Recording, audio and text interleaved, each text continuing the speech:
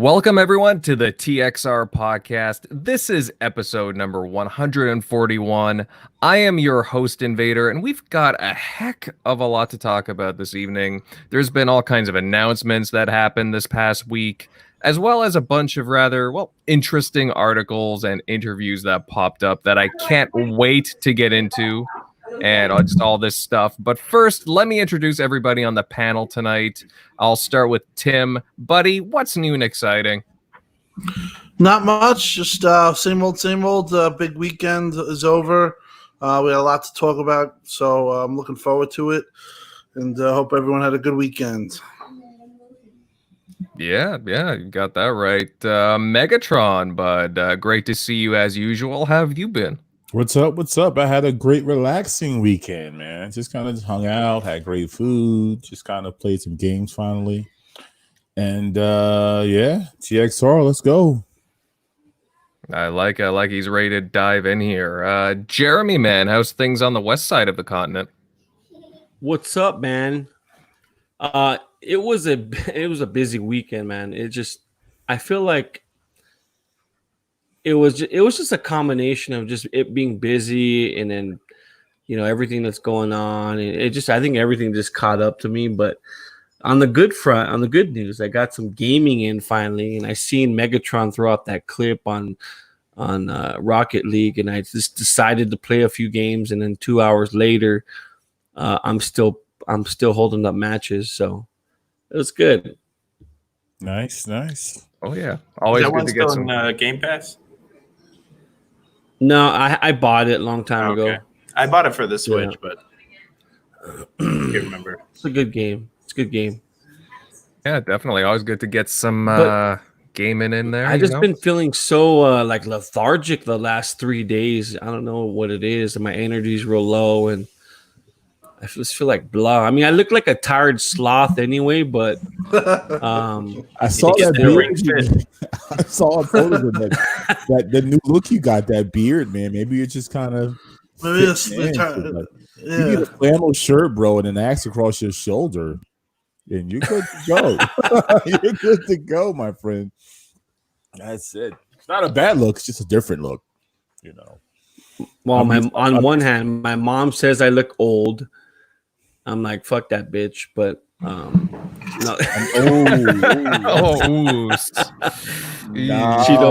She knows I'm just kidding. I love my mother. You guys have some of you have met her before, and the kind of relationship that we have. It's just a silly one, and she's awesome. Yeah, without a doubt, buddy, without a doubt. Shock, buddy, we'll go to you next. How's things at your end, man?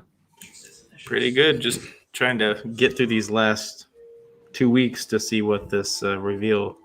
This coronavirus has just ruined the year. Like, we would know everything about everything by now. Even Nintendo, like, we would know the price, we would know pretty much everything. But I don't even know if my kids are going to school. So so much stuff that's going on this year. What a shitty year. Yeah, actually, speaking about Nintendo, yeah, you brought that up, Shock. Are they having a direct of some sort coming up? probably. They've been like shadow dropping lately. So usually it's like when they had the origami thing, I think that just dropped or it's about to drop.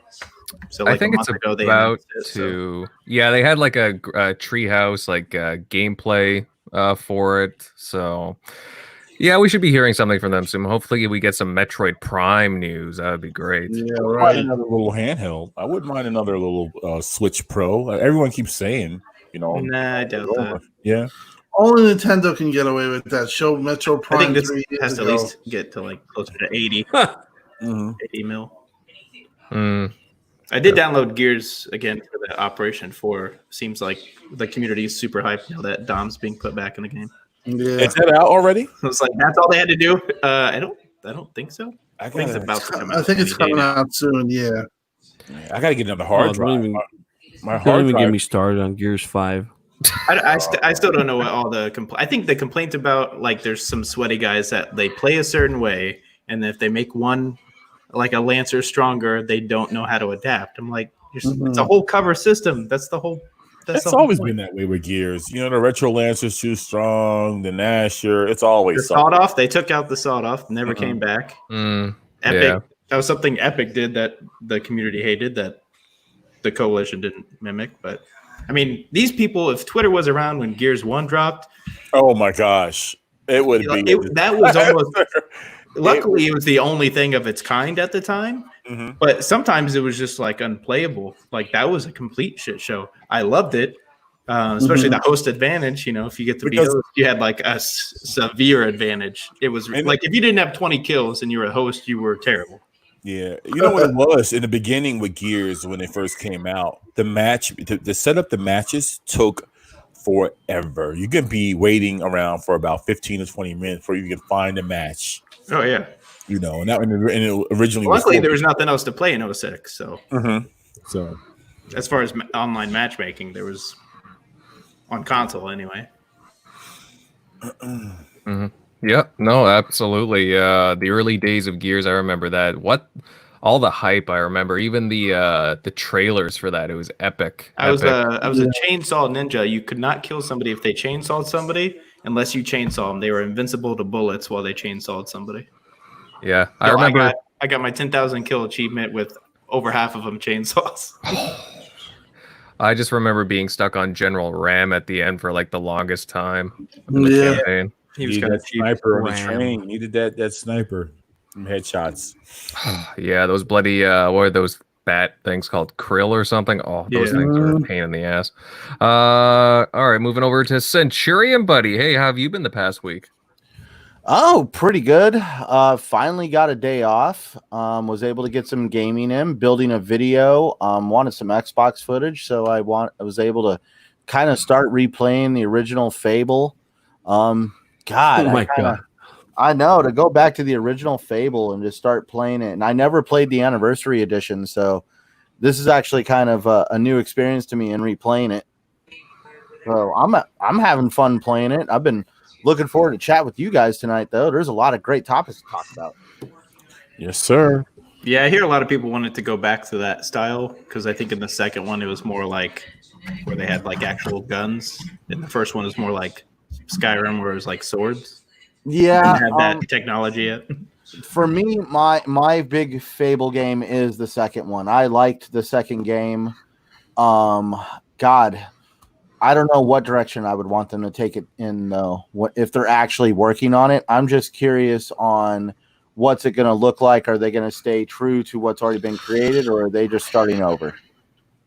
I would bet I would want them to start over because, I mean, yeah, the first 3 games were okay. We're good. They need to be great going forward. And, you know, it's kind of funny. When I'm playing the first game now, and you look at, even though it's the anniversary edition, I know that the game came out originally on the original OG Xbox, but still, like, some of just the way it was is kind of really, really cringy, if that makes sense. Yeah. You're just like, oh my God, if they tried to come out with a game that was this kind of quality now, oh my God. What do you think about the art design, like the style of it now? Would you want what it's going to be? Would you want to keep it where it is, or you guys would prefer it to be more realistic, though? Like, I don't know about realistic, but I would, keep it colorful, but I don't know, colorful, but you know, take it with a grain of salt. But I've heard that it has a realistic look. They went with the realistic graphics, and I heard it's a reboot, so it's going to be nothing like the original. It's going to be basically the idea or the concept of Fable in a realistic world. Oh wow, that'd be really interesting. That's what I heard through the grapevine, but that could also be just somebody's wish. Mm-hmm. But I would say that it does come pretty vetted, but I'll just leave it at there. And if that's the case, I think that's what we all want. We don't really want the cartoony original type game that was a good game, but if it's a remake, I don't think people would be happy with that. See, I always thought the game had enough of a following where we would get at least a a remaster, literally, of all 3 games, and then what you're hearing with the ability for them now for the Xbox Series X to give also include with HDR too, and a lot of the older games. I always kind of thought we would have something like that, but you know, most certainly now, probably not if they're going to just redo everything. You know, so yeah, I mean, it's a good time because Bethesda's not making Elder Scrolls anytime soon. So yeah.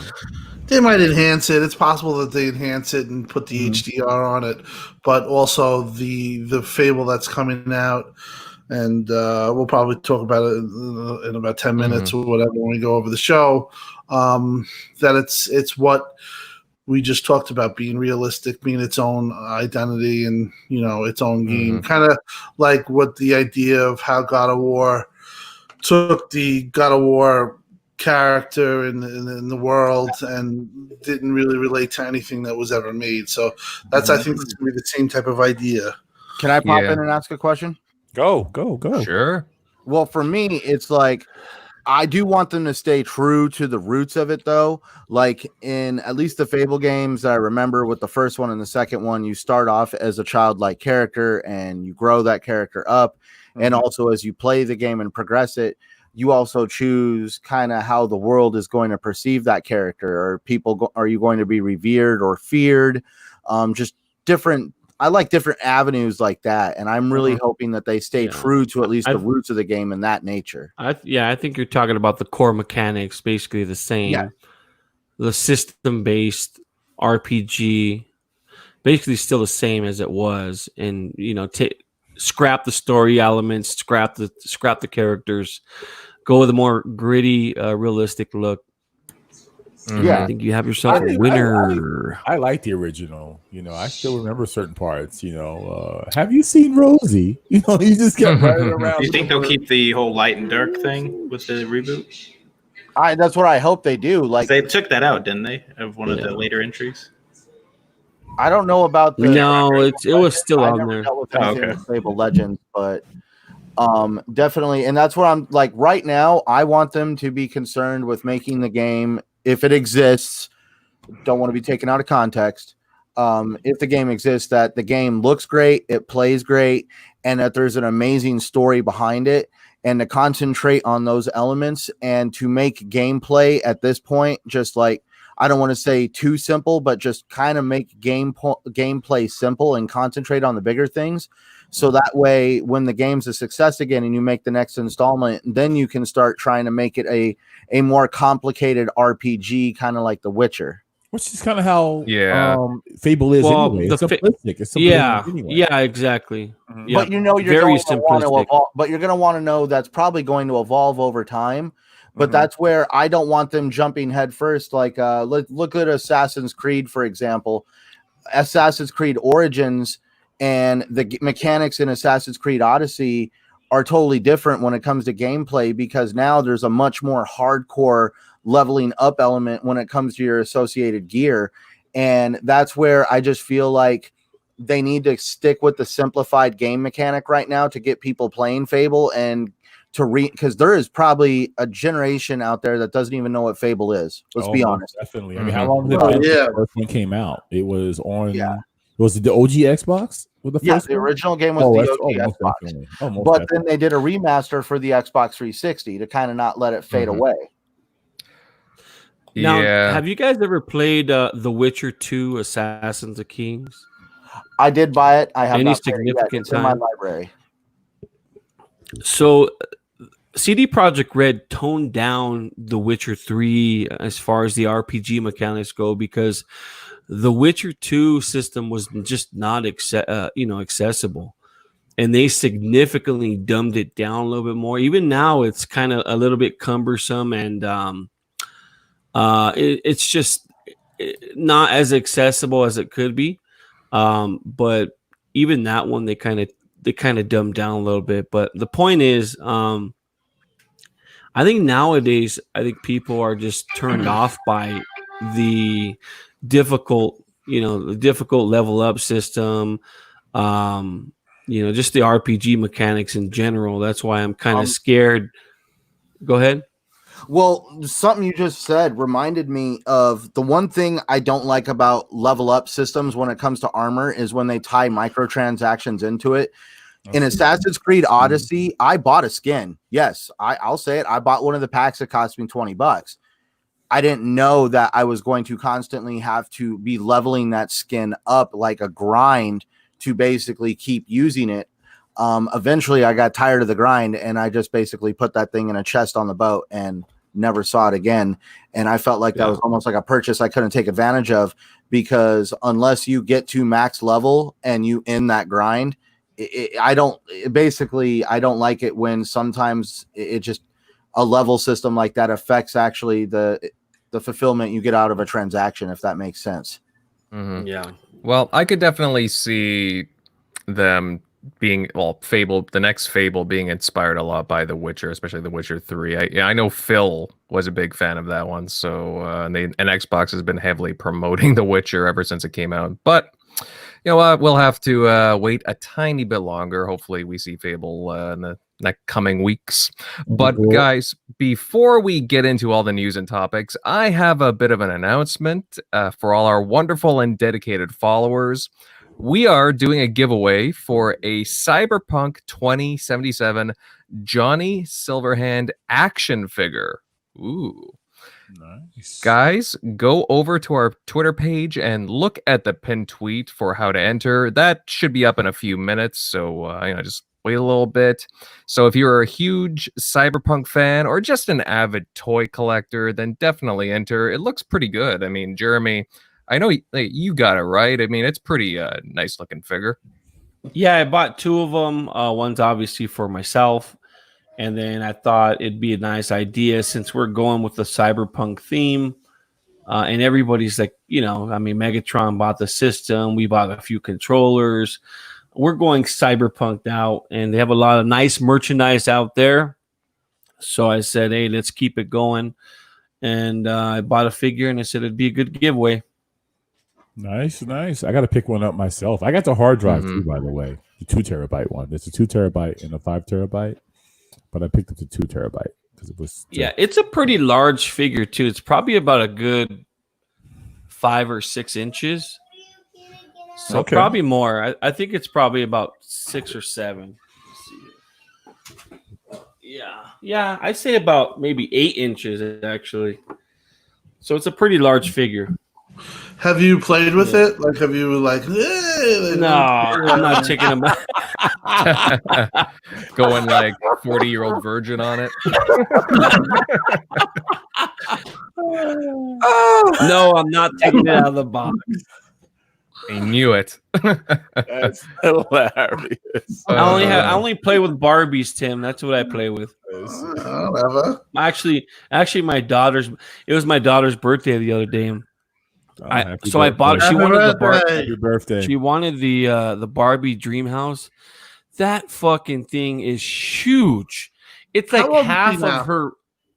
Huh? How old is she now? She's 8 now. She's turning wow. 8 going on 16.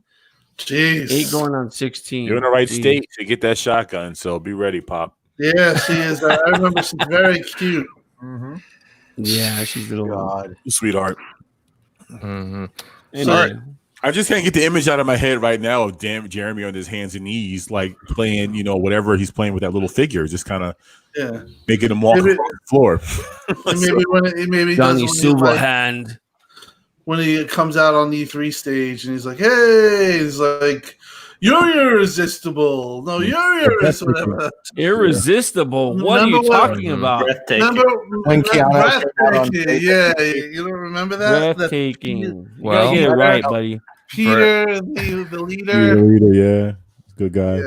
Yeah. Well, for everybody listening, definitely take a look at this breathtaking giveaway we have going on. I'll be posting it up on our Twitter in a few minutes, so definitely keep an eye on that. But guys, we are going to kick things off with something that we've been waiting for quite a heck of a long time. And this past week, Xbox announced their showcase date for Thursday, July 23rd. So it's finally upon us.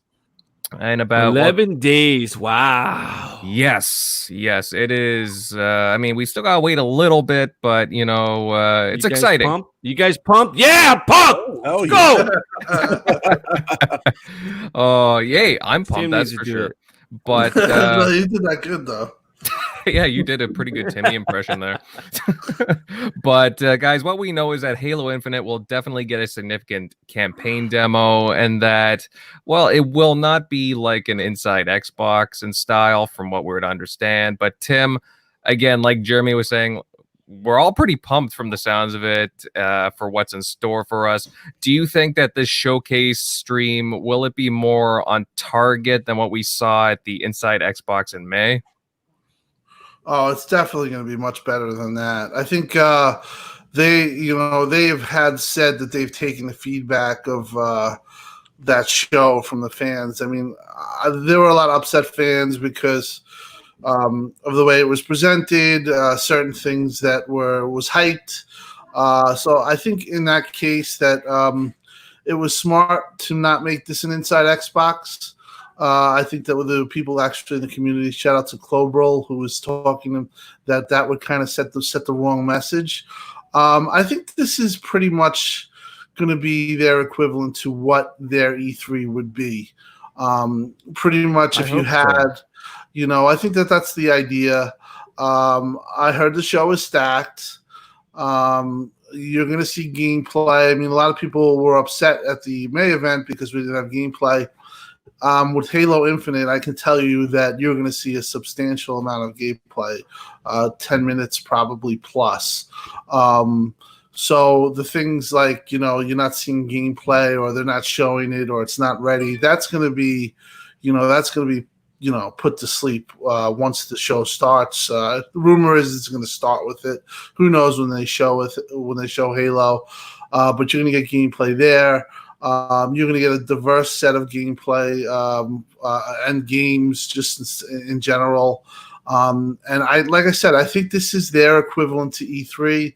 So much higher production value, much more defined statements. I think you're going to get games, obviously. You're going to get Game Pass news. You're going to get announcements. They're gonna throw pretty much the kitchen sink. There was a rumor that, and I think that it sounds right that they possibly pushed off initiative for August or for a later date, simply because they know Sony has more stuff and they're already stacked as it is. But that's just a rumor. Jeffrey Grubb actually tweeted about it, and he kind of basically quelled temptations on that. So, but for the overall question, yeah, this is going to be a huge show, and this is it should be hyped. And Xbox fans, we should not go in there saying lower your expectations. This is their time to present their reason for us to go into a new generation, to buy Xbox Series X, and to continue being a fan of them. This is their pitch, and from what I gather, like I said, they know this, and this is pretty much E3 on basically E3 digital, and I think they're gonna have a really good show. I'm really excited. This pitch is for everybody. I think just that you want to not just Xbox fans. We all know here we're all day one guys. You want to pull in those other people that are only solely Nintendo or PlayStation. You want everyone to come. I'm getting. Right. I want to know what's the price going to be. Or at least allow us to pre-order and put that range out there. I'm feeling like I'm going to miss out because I may want maybe more than one of these consoles. So. But what do you think, Tim? You think there's a possibility, or they're just, it's just they won't do anything until Sony announces? I personally, there's a rumor that Sony's going to announce tomorrow their price, which I find ludicrous.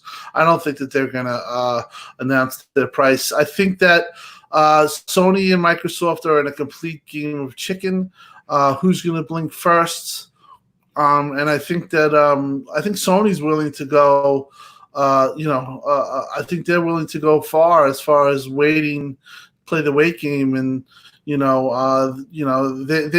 they basically don't want to show their hand, and Xbox wants to probably match their hand and or adjust to what they're going to do because they have that leeway, and I think Sony knows that. So you have a situation where Sony can probably do some of their own adjustments, but they might want to be forced to say, hey, look, Microsoft has these price points here. We have to hit $499, $449. If they had their druthers, they probably would say, let's both be $550 and $499 for digital and $550 for the Xbox Series X. I think that's what they would probably want because the cost of production, the bill of materials, Bloomberg reported twice on this. They've been elevated. Everything that's went on with COVID and everything that it basically it's become expensive, and they're probably in that $500 to $550 range, and they do have flexibility. But the bottom line is I believe Xbox has more flexibility, and that's why Microsoft wants to wait and to adjust to them. But the thing is that I think that Sony, they play the game hard, and I think they'll wait. They'll wait it out. So I don't know when there's going to be a price. So what if Sony does announce first, right? And let's just say they just play this, they continue to play this game, and they say, well, you know what? Let's throw a number out there like 600. Right? Then Microsoft says, we'll come out with our console at 500 or 550. And then they come back and they just try to play this other game. You know what? We changed our minds. We're going to match Xbox. Can it go to get that petty where they just keep going back and forth with one another? You think, or just? I think that would be horrible. Everything's guys. Megatron, you're thinking about this too much, buddy. The price is already set in stone for both systems. I don't think telling you right now. They just haven't. I think there's going to be some strategic leaks where they kind of throw a number out on social media and kind of see a reaction to what numbers. I think they both have leeway, and they both would if they both knew what each other would, they would price accordingly.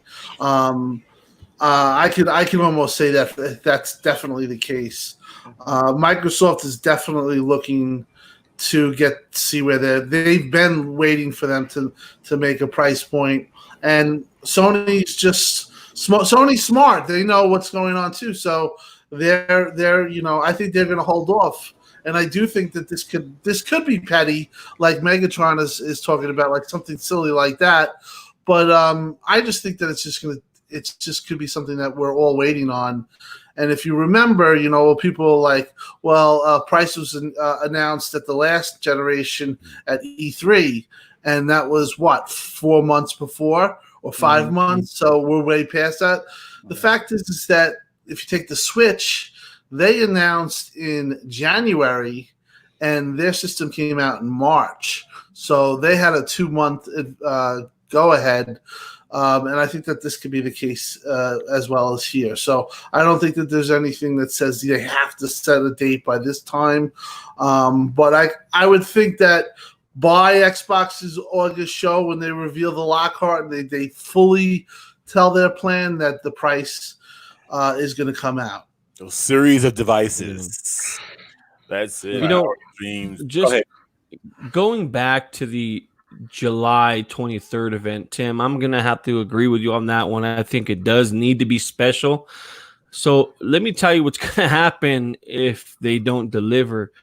You have 4 months to market the brand. You have 4 months to market the console, 4 months to market the platform.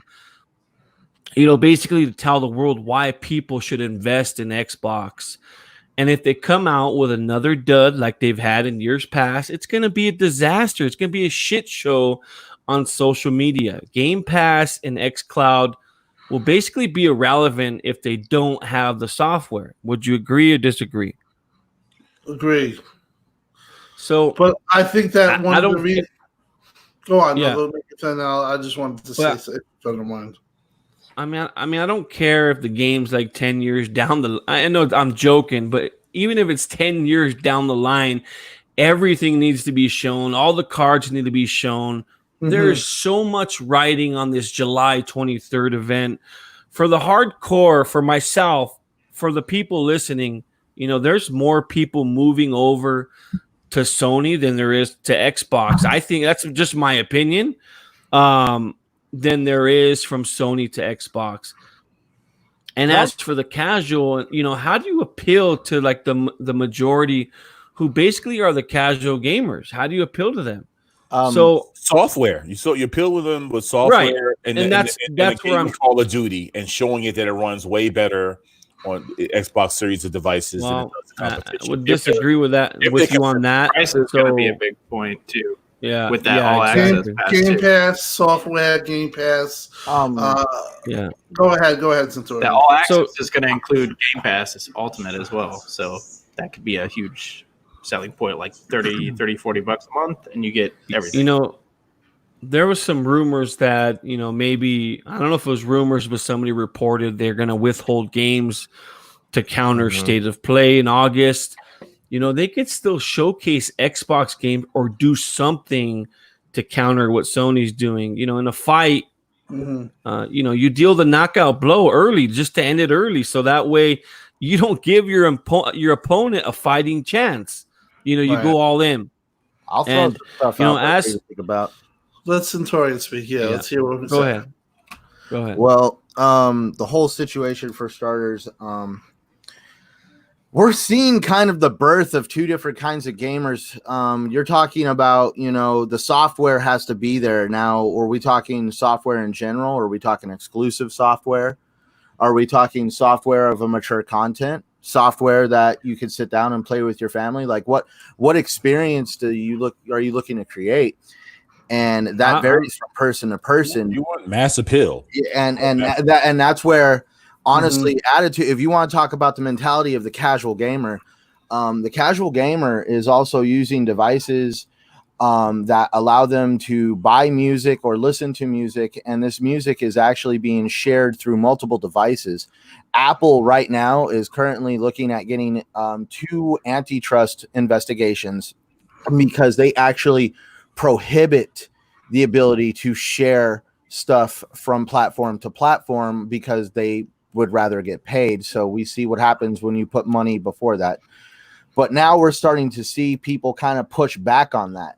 So I'm kind of wondering if the attitude of the Xbox ecosystem actually does appeal more to the casual gamer. They know they can come here and buy games that are going to go across multiple platforms. There's going to be not only mature games, but there's also going to be family-friendly titles. There's actually a much more diverse ecosystem when it comes to what we have available to us in software. I just kind of wonder now why that right now Xbox is always being graded on this curve of having only missing a certain type of game. And if they never bring this certain type of game, it's always declared, well, Xbox has no games, when it's, in my opinion, that's not right, because actually they have a lot of games. And as like Phil Spencer says, there's actually a wide selection of games. And rather than holding a game back for an August event, Invader, correct me. Mike Mullis was the gentleman that was on last week's show, correct? Absolutely correct. And, yeah, really nice. He actually kind of built on a theory that I already had that I still stand by. Halo is going to get its own show. Assassin's Creed Valhalla today had a 1-hour breakdown of Assassin's Creed Valhalla. I'm sorry, if you can do that with Assassin's Creed, you're going to be able to do that with Halo, no problem. And instead of holding a game back, you might have a really, really cool inside Xbox that appears in August that is going to be all around Halo. And like Mike Mullis said, why is this a wrong idea? We've already seen it with The Last of Us 2 and Ghost of Tsushima and other PlayStation games where they basically create an entire event or an entire state of play around a single game. Absolutely. As far as the but Centurion, as far as the exclusive stuff goes, I'm gonna say it. I want exclusives. I wish Xbox had true exclusive games, but now define true exclusive. But like now, that's where I think. Okay, I wish we had. Exactly. So, yep, exactly. I wish it was walled off. How does that affect? Like, I'm really wanting to say, how does that? It doesn't affect. You look at everywhere you go, whether it's games, whether it's events, whether it's fucking resorts, whether it's Big Mac sauce on your fucking burger. You mean Thousand Island dressing? Because you can rebrand Thousand Island. No, it's not. It's actually not. It's actually not Thousand.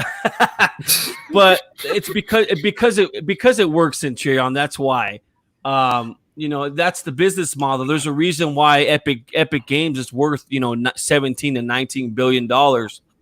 There's a reason why Sony invested, even though it's to us in big business $250 million. Xbox fans are downplaying. Listen, Xbox fans are downplaying that Sony invested. You look at Epic; they make arguably the biggest game on planet Earth with Fortnite. Even if Sony invests and they get some sort of exclusivity rights, Xbox is going to get left behind, just like they did with Destiny. You see it on each platform. Xbox getting burnt on these big games because they don't invest and they get smoked. I'd rather put my money in the Warner Brothers right now. I want to say right now, dude. Okay, with Red Dead Redemption 2, your millions of dollars got you a really cool hat. In Destiny, your millions of dollars got you a really cool gun. What the hell do you think you're going to get out of Fortnite? Whatever it did, it worked. Whatever it did, it worked. And just to let you know, newsflash, Fortnite is the biggest game on planet Earth. Exactly. Yeah, but it's not exclusive, though. You have to pay for the good stuff. I'm just saying. No, we're having fun. And that's the key part of what he said. It's not exclusive. It's been a good day, so I'm an eccentric person. Sorry, but no. It's not exclusive, but it does appeal. It does appeal. But the casuals. That's what everyone's playing. My kids. Can you imagine all of a sudden locking down Fortnite on platform? The reason why Fortnite is so successful, it's games like Fortnite who have actually broken down barriers when it comes to walled off gardens, crossplay, being able to take a really cool skin from the Xbox ecosystem into the PlayStation system, into the Nintendo system, and vice versa. Epic Games with Fortnite has broke down some of those walled off garden barriers, and a lot of people haven't realized that. And I would agree with you on the. I would agree with you on that platform. I would agree with you on that, but the fact that Sony did invest that $250 million, they're looking to pigeonhole whatever it's going to happen to Fortnite, whatever is going to happen to their next game that comes out, which is why they invested that $250. How do you know? But how do you know? $250 million. You think they're going to make another game other than Fortnite? But it's a difference because it's already established. Yeah, go ahead. So that's not going too far. It's an already established IP that's hugely successfully popular. Tim. Go ahead. No, but we don't. They're just buying a stake into the company so they can make money off of a company that I believe that they think that is going to make a lot of money. And if they'd done it earlier, like 5 years earlier, I think that they were considering doing it, kind of like what Tencent did with them. They would be making hand over fist. They're not, in my opinion, they're putting the money into a company that they just think is going to, bring in revenue. I would agree with you. I don't think it's tied into Fortnite. You can also look at it the other way. That maybe I'm just saying their options. That's all I'm saying. I know. And one of the options is maybe their games go to Epic, storefront. You got to look at it that way. Their games are going to go to the PC. When you talk about exclusives and being tied down to one device, I think even Sony knows that that's not the route that that's going to be the future. they're going to tie their games into mobile, and they're going to probably have their games go to PC. Maybe not day and date, but as you can see, Horizon, number one on Steam front. You look at Death Stranding, number one on the store on Steam storefront. They're making money, and guess what? They're going to say, "Oh, let's look at Bloodborne. Okay, let's do that. Let's look at this game." And then more and more, you're going to get more and more games coming to PC. So the days of tying exclusives to consoles, that's going away. That's old way of thinking. I still don't see it. I don't see it. Maybe you see it with the Xbox brand, but I mean, you still have these companies. You look at Horizon, though. There are examples. There are examples already, and a year ago you would have said that would have never happened, and here we are. Horizon's already on Steam, and I just think that it's just logical to sell your game in two places. Now, the one thing that Xbox has, as a fan, with one of the many things that are pro-consumer about Xbox, when I buy Halo Infinite, it's a cross-buy. I can get the free version on PC Windows storefront. That's awesome.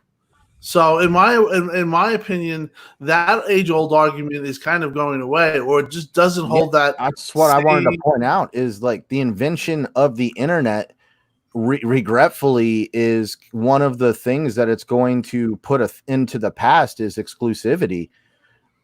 Just because like you said, you buy a game digitally, you have it in multiple places. You need to make those games at this point multi-generational.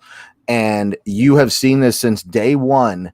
PlayStation has been fighting multiplayer-based gaming for a very long time, because they until the PlayStation Xbox has been selling consoles out of the box ready to go with multiplayer networking.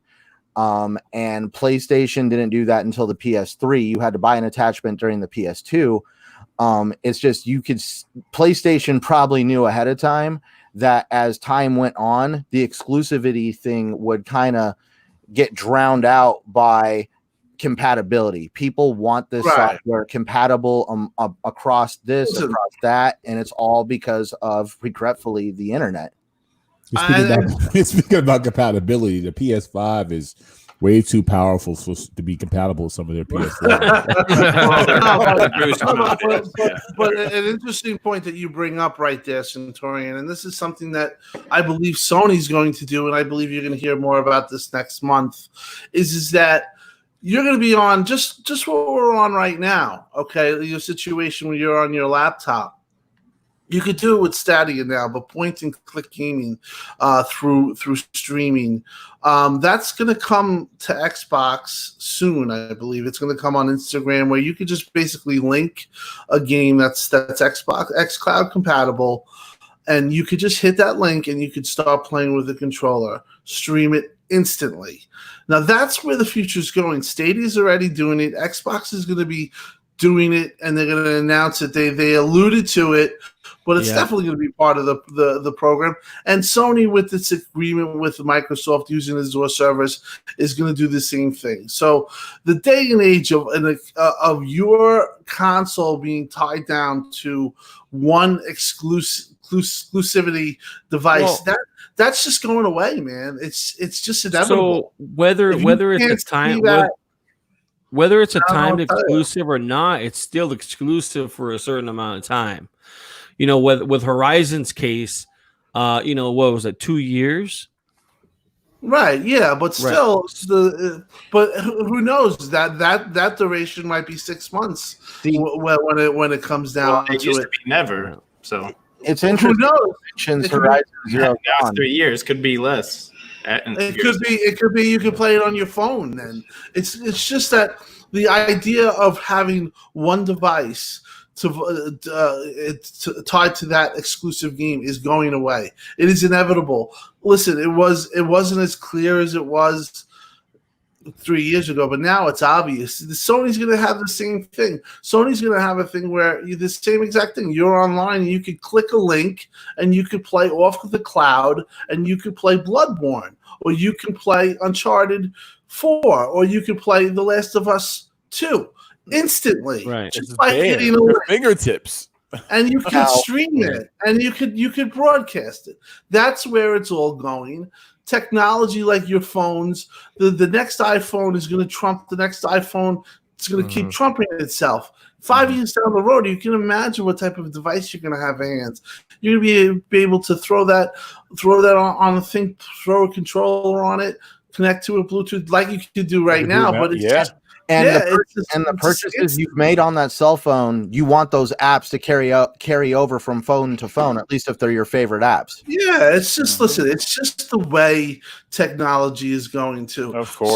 So 5G is now a thing. It's now a thing. So yes, that's also another key to the puzzle. But the point is that the old days of exclusivity of 2013, one device and it's paywall behind that.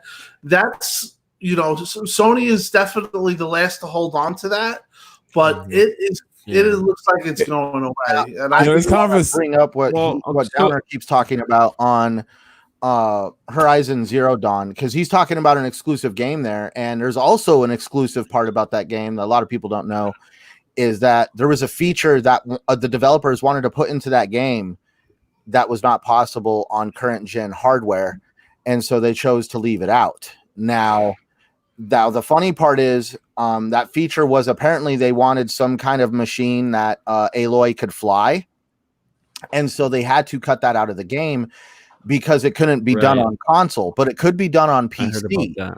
Now, the funny part is they always knew that they wanted to put Horizon Zero Dawn on PC, but they knew that the limitation was the console. So they basically kind of let the console dictate what was going to be the entry level hardware that would be needed for that game. So there you go. You kind of don't get that feature. And I could see where now Downer would say a game is going to be held back because of the limitations in the hardware. So this is where I have the argument on with PlayStation, Xbox, or any game developer. If this developer at any time ever plans to put this game on PC is actually the lowest common denominator, even when compared to a base PS5 or a Series X or a Series Lockhart or whatever you want to call it, the Series S. Because all these consoles have SSD drives in them, and when you design a game now on PC, you got to remember that the lowest common denominator PC player is still running off of a mechanical hard drive, and so at that point, the limitation is now on the PC side, unless they're going to raise the bar and say, no, we actually need you to have an SSD hard drive to play this game for it to properly work. Those system requirements, right? System requirements, yes. And so that's where, honestly, I challenge the idea on just because a game is possible on the Series X does not mean that game is not possible on the X if you take certain features away. Correct.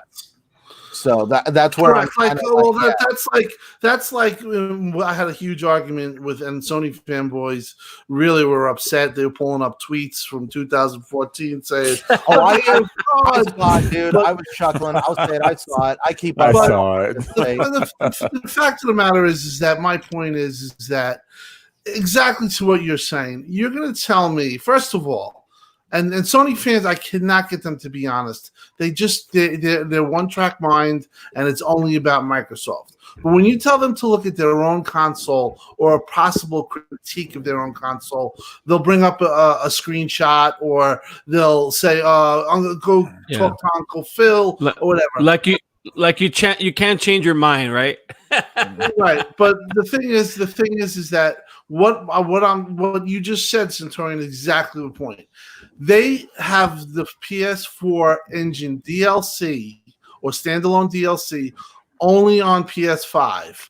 Now, sure, is there certain things that can be done only on PS5? And for that Spider-Man, like ray tracing, possibly faster load times. But that's a PS4 engine game. That game was meant to be made on the PS4, so it's compatible with the PS4. So all they would do is lose those features, ray tracing, faster load times, certain things here and there, and that game can instantly be played with a little bit of dev work, to the PS4. But Sony is saying, no, we don't want that. We're going to put it basically behind this. But the fact of the matter is that's completely possible. And I think that when we see with July 23rd, when Halo Infinite shows, you're going to see that same exact thing. You're going to see possibly 120 frames per second multiplayer on Series X, and then you're going to see it all the way scaled down to possibly 720p 30 frames per second on Xbox One. So there's a lot of things there that you could make happen. Also, on Xbox One, you're not going to see ray tracing, but the point of the matter is that can be done. It can scale.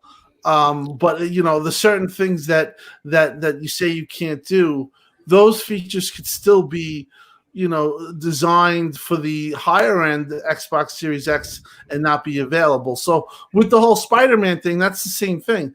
You're gonna tell me as Sony, if I said, is that your next generation Spider-Man? You're happy with that, Miles Morales? That's your next generation? They're gonna say no. And the reason is because when the real Spider-Man 2 comes out, and that's probably in about, like, let's say a year or two when we see it on their E3 or whatever, we're all going to say, oh my God, that's amazing. And that's because that game's going to be actually developed for PS5 in mind and such the case. And I think that's where this whole generation exclusive comes about. Like that whole argument is that, you can either say what you want, but the fact of the matter is that Spider-Man game should be on PS4. And that's insane, though, now, especially in this climate. So you're going to tell me that you're going to alienate an entire millions of people? 120 million. They brag all the time. 100 million. Don't be surprised. They officially said it's only coming exclusive to the PS5. That's what console makers do. Like, that's a Nintendo joke. did it with Twilight Princess. They made you wait a month to get it on GameCube, even though it was in development for the GameCube the entire time. Because why? They wanted to sell the Wii. But does that sound like Sony though? I can't. Somebody always does that. Could Knack not be played on the PS3? Bullshit. Yeah, right. I guess. Yeah. But the profile is so much higher, though. I'm just kind of curious how strawberry game profile. That was a passion project. Take a game with the kind of. Look at this. They're putting themselves in a corner. If Miles Morales doesn't absolutely crush Halo Infinite, and like that looks like a next gen game, and Halo should be compared because it's running on held back by 2013 hardware. Miles Morales how can you expect that to crush Halo? Exactly. Like, how do you? Because that's what they're saying. They're saying it's not held back because it's on the new. Yeah, he's not. You're talking about an image quality, which for starters. I'm just saying from a game design development, that's what they're going about. No, but they're saying I'm just saying they're putting themselves in a corner. The people like on Twitter. I know because the game is possible on the PS4, and then not even be comparable. Also, let's face it. We're in the middle of a very, excuse my French, y'all. We're in the middle of a very shitty year. 2020 has not been the year anybody thought it would be. There is nobody that could sit there and would have guessed anything that went down in 2020 went down. And so I'm going to tell you right now, there's going to be a lot of people that aren't going to go out of their way to basically spend $600. And I'm talking that is going out, buying the PS5, buying the game, paying the taxes. You're going to be $600+. Let's face it. It's a way of life. To play Spider-Man. And that's why I'm saying, so you're going to second. Yeah, I'm just saying, if that Spidey game going to be $70, I'm just saying, so literally, you just made Spider-Man your sacrificial franchise. That's your sacrifice. Hey, it's smart business. It's Spider-Man. It's a huge name. Is it really? I'm just saying, if I was, because we all know Disney gets a cut on that. I'm sorry, I'm a businessman. I know how to make money for another guy, and I would be sitting across the table saying, "You better know what you're doing, because if your sales dive, I would really like some compensation on what I know this game would have made being a multi-plat." Well, I think a multi-generational game deal where they got control of for a time being. For the next 2 Spider-Man games, the fact of the matter, like Shockley says, Shockley says, when Halo comes out, and you have this game Spider-Man, you're gonna expect the way it's proposed to me that it's only possible that game should triumph Halo. But what happens when Halo looks better and is running 120 frames per second? You sure as hell ain't gonna be able to claim NPD on that.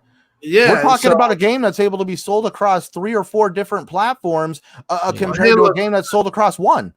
Halo is going to be huge. It's going to be huge. Yeah, nothing's going to trump Halo. Halo's, I mean, not even Spider-Man, I don't think, in this industry. Well, listen, if Spider-Man had a real next-gen Spider-Man where it wasn't this bullshit that they're pushing right now, and had 60, because that's the funny thing. It's just like you see articles like from John Linneman, and you see these articles prop up like, hey. Oh, and they're saying the 30 frames per second? Oh, it's held back. Okay. You know what? It's fine. Everything's okay. It's a good thing. Actually, it can be better. Yeah, Halo's going to be held back and is going to be doing 4K 60. And Spider-Man's going to be doing not held back, but it's going to be 4K 30. Right, okay. But the thing is that you're gonna go through all that and say that 30 frames per second is now okay. You're the same people that said 900p was absolutely horrible and not it's 2013 or all this stuff, and you push that narrative. But now you're saying 30 frames per second is okay. Now listen. I've said it. If a developer really wants to choose 30 frames per second, that's their vision. That's one thing. But the fact of the matter is that to with 30 frames per second, to say that these consoles shouldn't be doing 60 frames per second when that's all we heard the last 3 years. 60 frames per second. That's where we need to get. I don't care about resolution, whether it was Red Dragon or whoever it is. 60 frames, that's the future. That's where you want to go. Yeah. The fact of the matter is that that's all we heard. And now you're going to act and turn a blind eye. You're going to say 30 frames per second is okay when you're not even saying, is there a 60 frames per second mode? I mean, come on. Let's talk about a recent one with Assassin's Creed Valhalla. When it came out that Assassin's Creed Valhalla was potentially going to be 30 frames a second, everybody tore down Xbox because they were like, oh, look, it's basically a game marketed by Xbox, only capable of 30 frames a second. Imagine that. Exactly. And that is the hypocrisy of it all. It's like come on, and we all know this. Everyone in this chat and the people listening, there is a lot of hypocrisy, and I don't care what you say. Oh yeah, there's nobody calling out Spider-Man, this Spider-Man bullshit, because for whatever reason, Sony is the darling, and people are afraid to go at Sony, and it's very easy to go after Phil on a comment that he makes when it is pro-consumer and when it does make sense.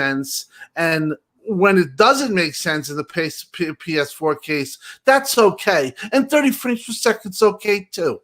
So you know what? That type of bullshit needs to be called out. And if it's going to be me on my Twitter, I'll do it. You can post your freaking pictures of me in 2014 when scenarios were completely different than they are now. You could do all that. You could try to attack me. You could try to bully me. They're also using Obsidian dev. Yeah, they're also using the Obsidian dev saying that, they had constraints on the Xbox One and PS4 memory. Cool. Well, then they also got the game ported to the Switch that has half the memory. So figure that one out. That happened. Exactly. And it was a struggle to get it on the Xbox One, but half the memory, they got it to work on. So how did they figure that one out when they couldn't do it? And what Centurion, I'm going to get off my soapbox, but what Centurion said earlier in pre-show is completely right with the generational comment. The fact of the matter is, and you read those articles, they're letting these developers in Xbox Game Studios, they're giving them a creative freedom. So it's ultimately up to them what they want to do. Mm-hmm. If they want to build their game and scale it all the way down to Xbox One, or if they want to be like the Medium, which is not a first-party game, but it is a second-party, and they want to just make it exclusively in a hardware exclusive, it's up to the developer. And I think that Xbox, and I think Matt Booty has made that completely transparent, that it's up to them, and there's no mandates. There's none of that. Time frame. That's why he said 1 to 2 years. They have no idea, so it's not like a set time. You have to do this for 2 years.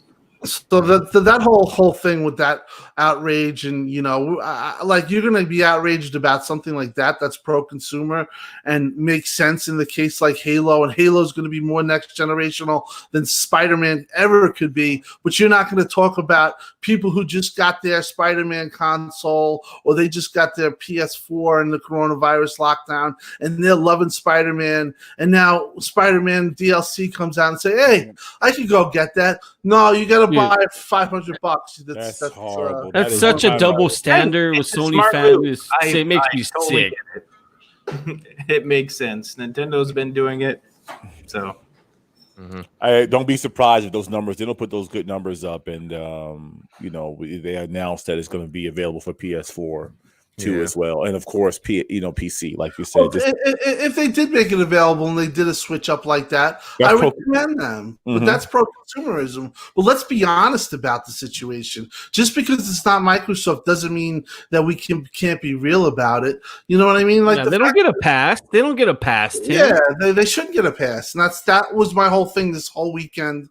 And you know what? I could honestly say a lot of fans and a lot of people came out with a lot of support, because they see it. We know that's not next generational Spider-Man, and Sony guys know it too, but they just don't want to ever be real about their console, and that's on them. And that's why certain things that Xbox has and they don't is because we as Xbox fans are relentless. Did you see those tweets, like a Me Too movement? They were like, I believe in generations. Everybody was retweeting each other.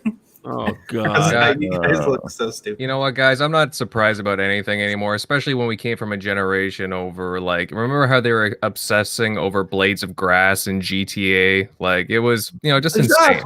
Exactly. That's when Phil says generational exclusives, he means exactly that. Making a game exclusive just because there's a new generation, I'm just going to hold that carrot over your head over here. You want it? Right. Okay, come buy our console. We don't necessarily need that power to make it. It's not impossible to port it down, but we're going to make sure we have something available. They don't have anything available to go up against a Halo.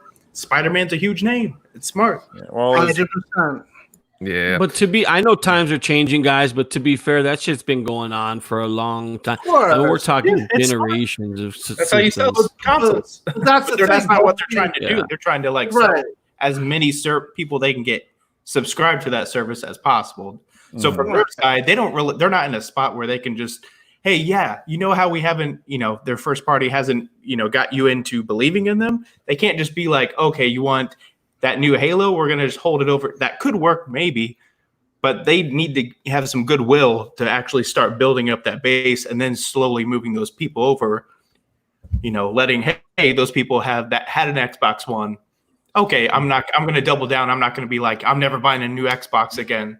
Because that's how they feel. And the new games come out on the new Series X, but the Xbox One I invested in was complete shit. Right, and talk about goodwill.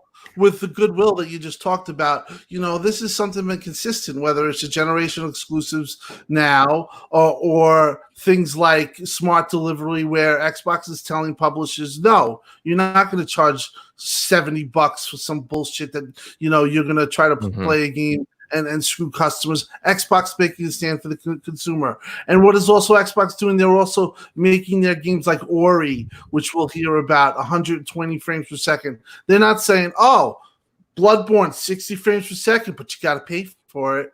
You know what I mean? Because we're doing it. No, they're doing it out of their own checkbook, and you know what? They're providing it for free, whether it's Gears with ray tracing and 120 frames per second mode, or whether it's Ori 120 frames per second, or other games that they have in development that are going from 30 to 60, adding auto HDR, all for free. When people are buying these games and begging, they are begging for those games like Bloodborne. I keep seeing that. I've never seen so many people ask for 60 frames per second Bloodborne, and they would chalk up money. But you know what? Xbox is doing it for free. So when we talk about goodwill, we talk about all the things that we want to get on Phil and say how he's out of touch and all this. Maybe you're out of touch and you don't see what's going on here, because the fact of the matter is that that's very pro-consumer moves. And the one thing that people do bring up, and I will say that I don't agree with it, is that they have the paywall for like free-to-play games behind Xbox Live. I do believe that they should change that, but for whatever reason, they might have their reasons why they don't. But other than that thing, they've been honestly super pro-consumer, whether it's been cross-buy, whether it's been Game Pass, day one in every getting these games, whether it's PC, whether it's all the stuff that they're bringing to the table, and it's costing no money at all to us or an extra charge. It has to be pointed out. So let's get more into this, guys, because obviously Phil's been a pretty busy guy, right? I mean, obviously we're talking about some comments Phil made, like he was in an interview recently, and we got these articles from Game Industry Biz making the rounds, obviously with the whole cross-generational release strategy comments, and Phil gave a pretty passionate response. He started saying that, and I quote, "As a player, you are the center of our strategy. Our device is not the center of our strategy. Our game is not the center of the strategy. We want to enable you to play the games that you want to play with the friends that you want to play on any device." And he went on to say that on TV, the Xbox is going to be the best way to play the console games. Xbox Series X is the most powerful console out there, and it will absolutely have the best versions of our console games. But that's not to exclude other people from being able to play. And Phil goes on about the matter, but, honestly, it sounds like they're really, really, trying to make everything centered around the game and not restricting people. And I don't know, personally, I'm really open to that. Yeah, I think we just spoke about it in this, long-winded topic in length. Yeah. But yeah, I mean, do I agree with Phil? I mean, yeah, to a certain extent, I do. I mean, but I think they just need to nail it with the software. That's all what it comes down to. So at the end of the day, right. You would like him to be a little more like get exclusivity from third party. Sometimes, listen, and I've been critical of Phil, not us, but sometimes he's too nice with things, and he has a utopian feel, I think, of the way gamers should be, or the way the industry should be. The fact of the matter is that if you have Call of Duty marketing and you're holding back games off of another system, that's going to work. It works for Sony, and he doesn't believe in it.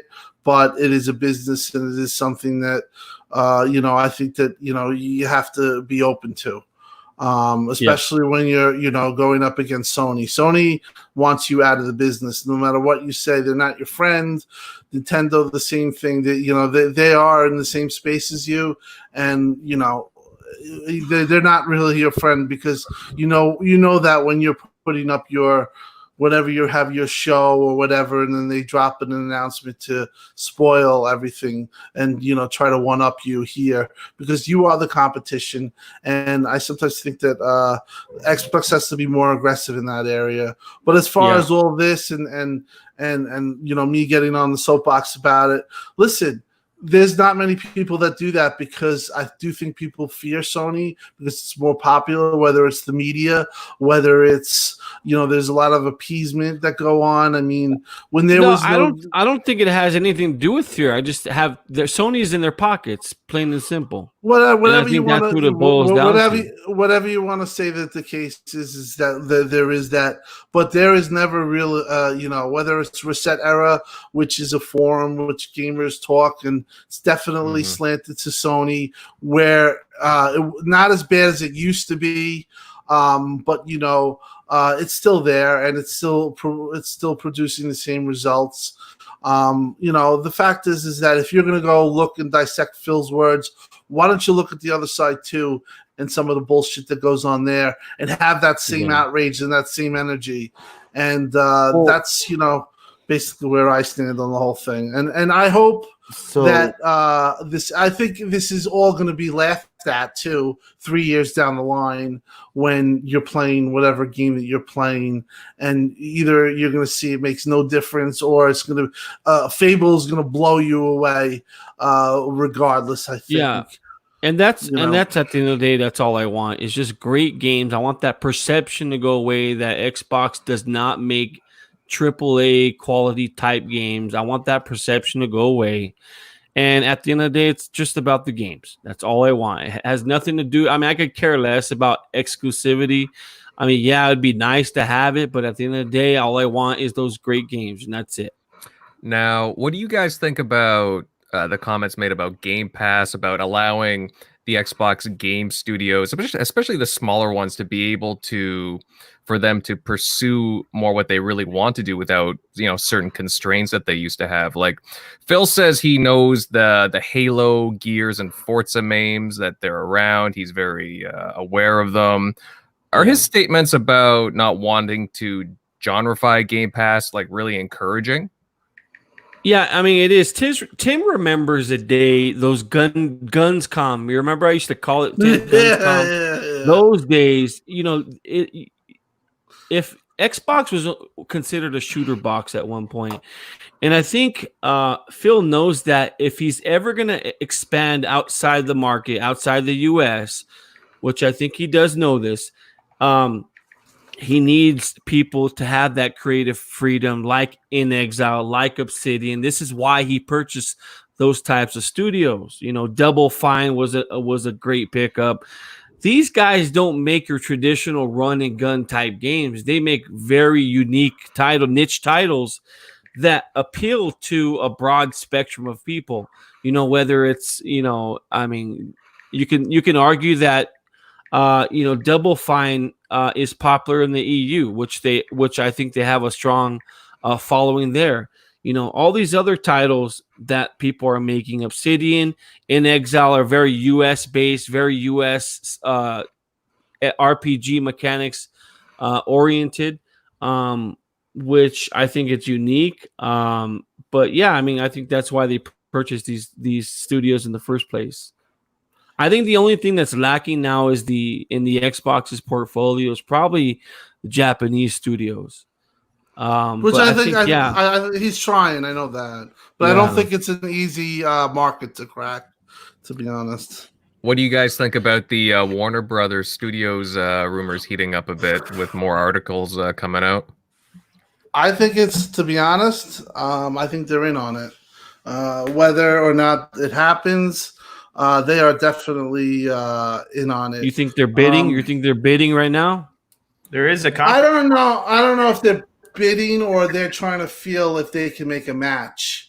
But yeah, I do think that they're in on it. I mean, I would say Warner Brothers would want the most money possible, so I think they're on a bidding war right now with another company. Right. Well, if they hear the things, license, stuff like that, or what situation, there's a lot of probably redundancy. People, talk about Microsoft, they talk about EA. Listen, if EA gets the bid, they win, they probably would lay off the most amount of people. Microsoft inevitably is going to probably lay off people too, because you have redundancy, whether it be in the marketing department, or they might condense some of those developers down. But there's lots of reason why Microsoft could use Warner Brothers, and I do think that Satya is behind Xbox. And I said this on a tweet, and I could tell you for a fact. I could tell you for a fact there was a time where Satya believed more in Beam than he did in Xbox, okay? And that is a sad commentary. And at that time was the same time that me and Jeremy knew the writing on the wall that Xbox really might be going down a route that we all feared, and that it was something where they just basically were they were like a Valve type company where, they do little things here and there, and, they're not, built in. But because Phil basically, there was a lot of things that were going on. There was a certain critical point, but Phil made the pitch, And now the Game Pass, the money that's Game Pass is going to be bringing in, xCloud, the ability to be on all these devices, even the Facebook integration, which people don't like. That's something that Satya loves, because now you can reach more people. You could reach more people, and I think Satya is ready to spend more money on Xbox. And if you read those articles and you listen to it, they say they didn't want to take too many studios on at one time because they didn't want to be able to overtake and not be able to manage them. I think right now they're at the point where they're managing the studios. They've hired over 1,000 people, 1,000 developers, not including the new studios. So every one of those new studios, you could say plus 20, plus 50 on that, plus 60 on that studio, plus 100 in Rare. They've added 1,000 developers since 2018. That is all correct information. And I think that something like Warner Brothers and Megatron, you can go right after this. Something like Warner Brothers is something where if they're done. Like, they could legitimately say, we're set for the next 10 years and we're going to be a force to be reckoned with. It just makes me sit and wonder a little bit, I mean, I know Microsoft has a ton of money, but, we still have a budget. And I guess Satya has got to be persuaded into, somehow making, the decision of purchasing, Warner Brothers, maybe. But, I'm thinking like, how much goes into them not announcing the price of the Xbox Series X, the devices? Does that play in part to, like, what if they sit there and say, because they don't know how much of they're going to break even, they're going to make a profit, or do they take a loss? Does that get in the way of negotiating purchasing? Acquiring, they're not worried. They're not really worried about the system price. I mean, they can either lose money on it or it's all about the software. Software just generates everything. They have one game. You have one title. Let's say if Sea of Thieves blows up on Steam and Xbox, like it has. It's been on the up and up. It has the potential to gain all your losses back just from the system losses alone. So Minecraft is one of those. Minecraft is another one of those just cash cows where people just keep spending money like crazy into Minecraft. You can recuperate your losses on that. So you have different strategic things you can do business wise in terms of that goes. So I don't think that determines the factor at all, or that's a factor at all. And it's funny that you say that. Guess what's number 2 right now on Steam? Now we're at a month and a half. Sea of Thieves is number 2 on top global sellers for Steam. So that game is unbelievably popular.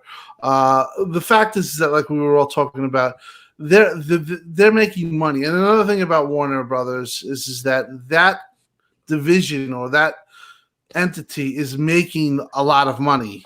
Okay, so that's why it's an attractive deal, is just because that division's making a ton of money. They are making money, as we speak. The reason why they want to be sold is simply because the parent company, AT&T, wants to buy down. That has a lot of debt, and they want to get out from underneath it. And selling Warner Brothers is something that they possibly could do. And, there could be a situation where they sell all the studios and they still lease the Xbox, the IPs, but that's not going to be the $4 billion that's rumored. That's going to be more around $2 billion. But if they sell the IPs and they sell the, merchandising and the Legos and all that stuff, you're going to talk about a lot of big money there. Tim, the Legos are really, just really enticing. I think they generate so much money for WB. You look at, and then they could do crossovers like, Lego Halo, Lego Minecraft. They could do games like that. So in that in that respect, I think it is a unique deal. It could be a beneficial, but As far as some of the smaller ones like Monolith, they make great titles. You know, the Fear franchise was a great franchise. And Batman speaks. Rocksteady. Yeah, I mean Rocksteady. I don't know what they've done in the past, but it's more they're just pretty much right. So exactly. So whether or not they can handle another type of game rather than Batman, that remains to be seen. And I don't consider them a top tier developer at all until you've done something other than what you've originally created. That's just my opinion, but hey, Tim, I know you put the icing on the cake with the Warner Brothers acquisition, but what if now after that, 6 months down the road, the IP of Destiny is now up for sale, or it's Jeremy's favorite Sega all of a sudden out on the market? Could you imagine then? You think they would still kind of continue?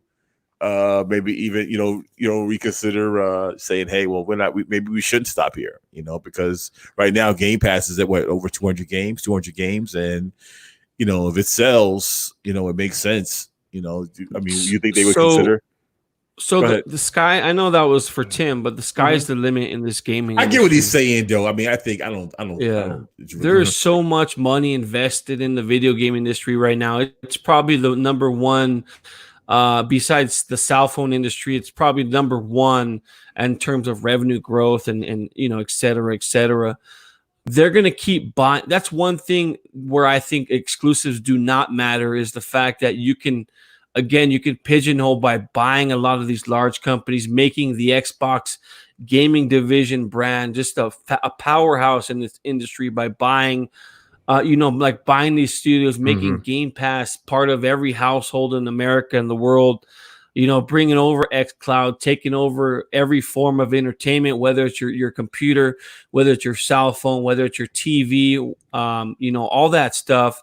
I think that those are future plans for Xbox. So yeah, maybe exclusives won't matter one day when you have such just a breadth of studios, a breadth of businesses, like you do with Xbox. I think, WB, they won't stop there. That's for sure. Well, Warner Brothers Studios, it makes a lot of sense because, okay, sure, they have, let's say, 10, 11 studios, but there's 5 or 6 studios that are really well known and they do extremely good work.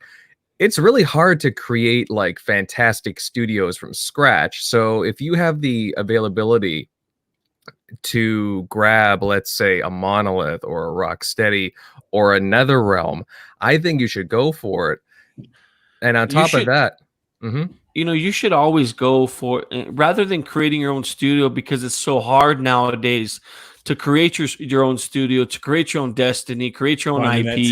Finding that talent, right? Finding the talent where your IP, basically when you're buying or taking over a company, you're buying what comes with it, whether it's the IPs or just everything in general. So it's more beneficial for you to buy than it is just homegrown. Those kinds of things, but they got to be smart, and I know they're doing it. They're probably doing the right things in terms of who they're going to purchase. They know better than I do. I'm just really an armchair keyboard warrior, but yeah. Well, you look at some of the IP though that they have. I mean, whether it be Condemned or Fear or obviously NetherRealm with Mortal Kombat, there's a heck of a lot you can do with that and even expand them into other types of genres. Awesome. Like there's a lot to explore here, and that's what you sell Satya on. Yeah, Midway's tried that in the past. You've seen Mortal Kombat spin-offs on the PlayStation 2 that were very, they're very successful. They're pretty successful. Those characters in Mortal Kombat, they're I would say they're not as popular as Street Fighters or different fighters like that, but Mortal Kombat's up there in terms of popularity or near the top. But at the end of the day, you have a lot of options and you have a lot of studios that can work on some of these titles when you take over a company like WB. No, absolutely. And obviously, we don't know for sure, but it's just an exciting prospect that you look at it, all the buzz from the Xbox fans, they would kill to get like a Rocksteady in the Xbox stable.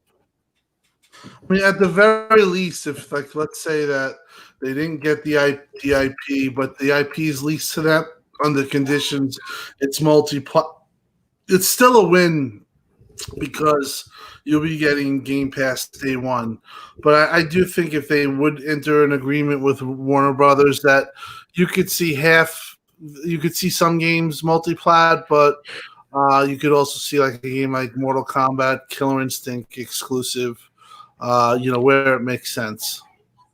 Yeah. Absolutely. Well, guys, we'll see what happens. Obviously, like this showcase is, a week and a half away. I don't think that we'll be hearing anything about WB for a long time from now. Let's say maybe, a couple of months down the road, if anything happens. But, it's fun to talk about, and there seems to be some smoke, right? So, just some fun talk. But I want to move along to the Ubisoft stream, the Ubisoft Forward that happened only a few hours ago, earlier in the day. And we got a trailer for the newly announced Far Cry 6, which I thought it looked pretty intriguing, but it was only a CGI trailer. And there was also chunks of gameplay for Assassin's Creed Valhalla and Watch Dogs Legions.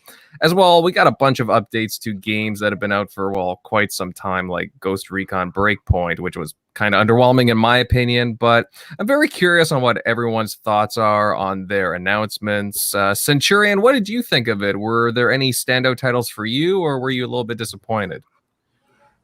Well, okay, so I don't grade on a curve, but I also can applaud people when they kind of pivot and change direction very quickly.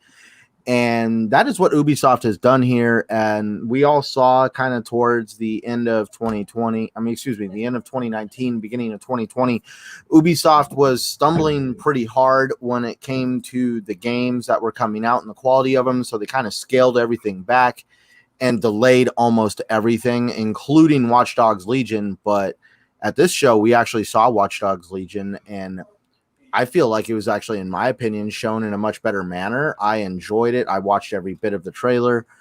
I can't say enough about this event. Almost every game kind of stood out to me. Watch Dogs Legion, Rainbow Six, the tribute to Rainbow Six. I've been playing Rainbow Six since it came out, and I really think it's cool that the developer has at least try to keep the game going for as long as he's talked about, with Rainbow Six being 5 years old, and he originally said he wanted it to be like a 10-year endeavor. Apparently they're also wanting to come out with a you're referring to Rainbow Six Siege, right? Rainbow Six Siege, yes. Okay. And apparently now they're wanting to come out with a battle royale with a hyperscape. Technically it's already been out for like a month and like testing, but yeah. I mean, that right there, I don't know if there's enough room on the scene for another battle royale, but you never know.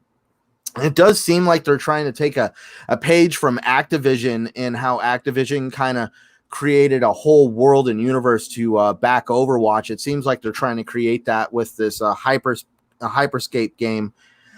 And then finally, I know, because like I said, this event was awesome. Assassin's Creed Valhalla. So that is why I'm touching on it last, because you already mentioned Far Cry. Who can't get enough of that? Did anybody notice anything about the Assassin's Creed trailer or gameplay? I'm wanting to know if it was me. I would love to jump in. I didn't see almost any of this. I saw still pictures on Twitter, but I missed the whole stream. I purposely didn't watch it. I'm waiting on it. What aspect are you talking about, Centurion? Okay, I am a digital picture junkie. Okay, I just bought a 4K movie today. That's why I think it's funny how everybody complains about things not being generational. But when I buy a 4K movie, I get it on 4K, Blu-ray, and digital. So there's best bang for my buck right there. No exclusive. I know. I could not imagine if all of a sudden I had a disc. It's like, this will only work in this kind of Blu-ray player. That'd be kind of cheap. Anyways, so as soon as it started coming on outside of the CG into the actual gameplay, Oh my God, that game looked like hell. I am so sorry. I'm telling you right now, from playing Assassin's Creed Odyssey, I know that game is going to be beautiful eye candy. No game on that whole on this whole event looked worse than Assassin's Creed Valhalla. And that is where I think it's deliberate. I think it's deliberate because why? Right before Phil Spencer, see, now this is where I really read into stuff.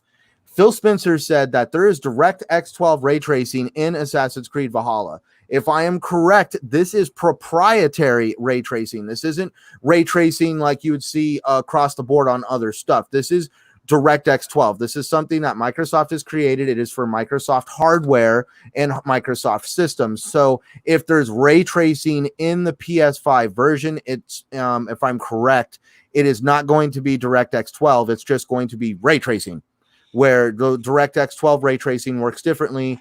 And that's why it's something used in-house with Microsoft. I don't think Microsoft wants any images of what this game is going to look like on the Series X to get out. And then also, ladies and gentlemen, if you listen to the developer, he made a slip. He said this game will be available November 17th on Xbox One X and Series X. He actually specifically said this game would be available on Series X on November 17th. So that is why I am now coming out saying that I believe the Series X is going to be released on November 10th. Is it 7th or the 10th? Well, actually, most of the time you get most of the time you get releases on. Most of the time you get releases on a Tuesday, but here in the United States, November 3rd is the battle day, the primary election. And so I don't really see anybody wanting to release anything during a primary election. So I just say they're probably going to wait until the following Tuesday. And that's if they do it on a Tuesday. So we got a TXR Centurion exclusive November 17th Series X. No, November 10th. I'm not trying to talk crazy. November 10th. November 10th. I'm not trying to talk crazy, but I just think it's really it's actually it makes sense. It makes very logical. Yeah. I think that would be if you would get 10 really good Xbox fans, like 5 Xbox fans here, that would be a date that they would come along. I think anything November 10th on is likely. All I wanted to do is just put my prediction out there to see if I was right. I think it's a good prediction. The system's not coming out on the 10th. It never comes out on a Tuesday. Come on, Centurion. It's either going to be the 11th, which is a Wednesday, or Friday the 13th. No, I was kidding. No, wait a minute. I could have swore the X came out on a Tuesday. Or am I crazy? I don't think the X came out on the... No, that's different, though. That's not really... Oh, God. Now it's different. When was the PS4 and Xbox... PS4 was earlier. I remember that was such a big deal. Yeah, it was like late November for... Yeah. I think it was either November 24th or November 28th. I'm not sure. I forgot. Yeah, it was something like that. It's actually a very good choice. I would go that, or I would go a little later in the month, just because Halo is probably Beyond Good and Evil 2 still exists. Oh man, yeah. I'm a huge fan of the first game. I love Beyond Good and Evil. Well, they didn't show anything. They didn't show Beyond Good and Evil 2, Skull and Bones, or even Gods and Monsters. I thought they did. Never mind. What the hell happened to that game, Skull and Bones? What was the Sea of Thieves rip? Sea of Thieves killed it. Yeah, that game was... Well, so many of their games got pushed back. Wasn't there a game, Black and White? I don't know. It was like a PC game. I'm trying to see. Did I see they were using Sam Fisher in another game that's not Splinter Cell? Yeah, a mobile game. Sorry to come out of here with some craziness, but I just did the math on it. The Xbox One X was released on a Tuesday. That's what I thought. Doesn't matter though, according to Jeremy. Now, Yeah, what the you guys? Xbox One X doesn't matter. It came out in Sorry, yeah, 2013. the Xbox One X is actually a mid-gen refresh. Okay, I know that. Yeah. Yeah, yeah. But Anyone miss? That's the one thing I miss with Watch Dogs that no other game did. Is you'd be playing the single player, and then at any time you kind of had to be on your toes because anytime someone could be hacking into your game while you're playing the single player story. So I remember that that. part. I kind of missed. That remember part was that. cool. I still, Like the Matrix, you'd feel like something's off, where you see this NPC kind of is like driving weirdly or trying to hide, and it's like so. Then you're just trying to look around because something's off, but then you have to find out who the person is. It was kind of cool. one of the most criminal things that were ever done was when they showed that Watch Dogs at E3, Ubisoft for the famous downgrade. I'm still waiting for. Oh yeah. yeah, like I'm gonna have to disagree with Centurion. I think there's gonna be some people in the chat that are gonna disagree with me on this, but I didn't care for this Ubisoft Forward. Like nothing really excited me. I watched the conference or Yeah, it just I don't know. I was bored. I would agree. I came back to my Twitter and it was like all this crazy stuff. How did Watch Dogs? I saw some of the Far Cry. How did Watch Dogs look? Well, Far Cry actually the CG trailer looked pretty interesting. I'll give them that. But I mean, I couldn't tell you if they're breaking away from the formula or not. But Watch Dogs, I mean, I had some interesting gameplay aspects, but I wasn't really that impressed by it. Yeah, Invader, I'd agree with you. They played it safe. It was same old from Ubisoft. You know, it's just one of those things where no Splinter Cell. Maybe they're no Splinter Cell except in a mobile game, which is very What's it depressing. going to take to get a Splinter Cell back? Is Microsoft going to sit there and say maybe, hey, make this an exclusive for our console, or at least time like how they did back in the day? That would be a great idea. I think that's something that Xbox should still do. I mean, the days of them getting third-party exclusives have seemed to have gone away. But that would be a perfect Splinter Cell on Series X with ray tracing. I mean, it's sad that game still has not been made. That's one of you could put that up with the Half-Life 3 and these games that should have always gotten that we never got. It's like do you Tim, get Microsoft to do it, or do you get one of our own internal studios to do it? And obviously be a collaboration. I don't care. Mm-hmm. Make it happen. The multiplayer aspect in Splinter Cell 2 was very unique for its time. You had the spies versus mercenaries, which the two played completely different. The mercenaries played more like a first-person experience than the spies played, more of a Sam Fisher type stealth role, and it was fun. So bring it back. You got to bring it. They could make a lot of money off that too. So why not bring back Splinter Cell? Something that they could actually, even if it was a multi-plat. I mean, it makes sense. I mean, would you rather have that or Far Cry 6? Listen, Far Cry 6 looks good. It has that guy shit. from. Exactly. It has that guy from what's the Breaking Bad. Breaking Bad. But that's cool. But if you had Splinter Cell, that would be such people are just would. Far Cry has a fatigue right now to it. Yeah. And I don't understand Ubisoft sometimes. That's a game that Rand had known about. It actually was in development, and they canceled it. But for whatever reason, they have a prime opportunity to have a good game there, and a game that will definitely draw a lot of interest and sell. Yeah. Ubisoft just kind of disappoints me, to be honest, just because they show the same stuff all the time. Yeah. And, we get another Far Cry, we get another Watch Dogs, we get another Assassin's Creed. And like Assassin's Creed, in my opinion, needs to take like a few years break. But and that's nothing against the guys who want to play this game. Don't get me wrong. Man, I feel weird now for enjoying the show. Forgive me. No, dude, You're the black sheep. You're the black cat. Dude, you're more than welcome. You're more than welcome. One thing that go ahead, Centurion. I'm just saying, look at it from this perspective.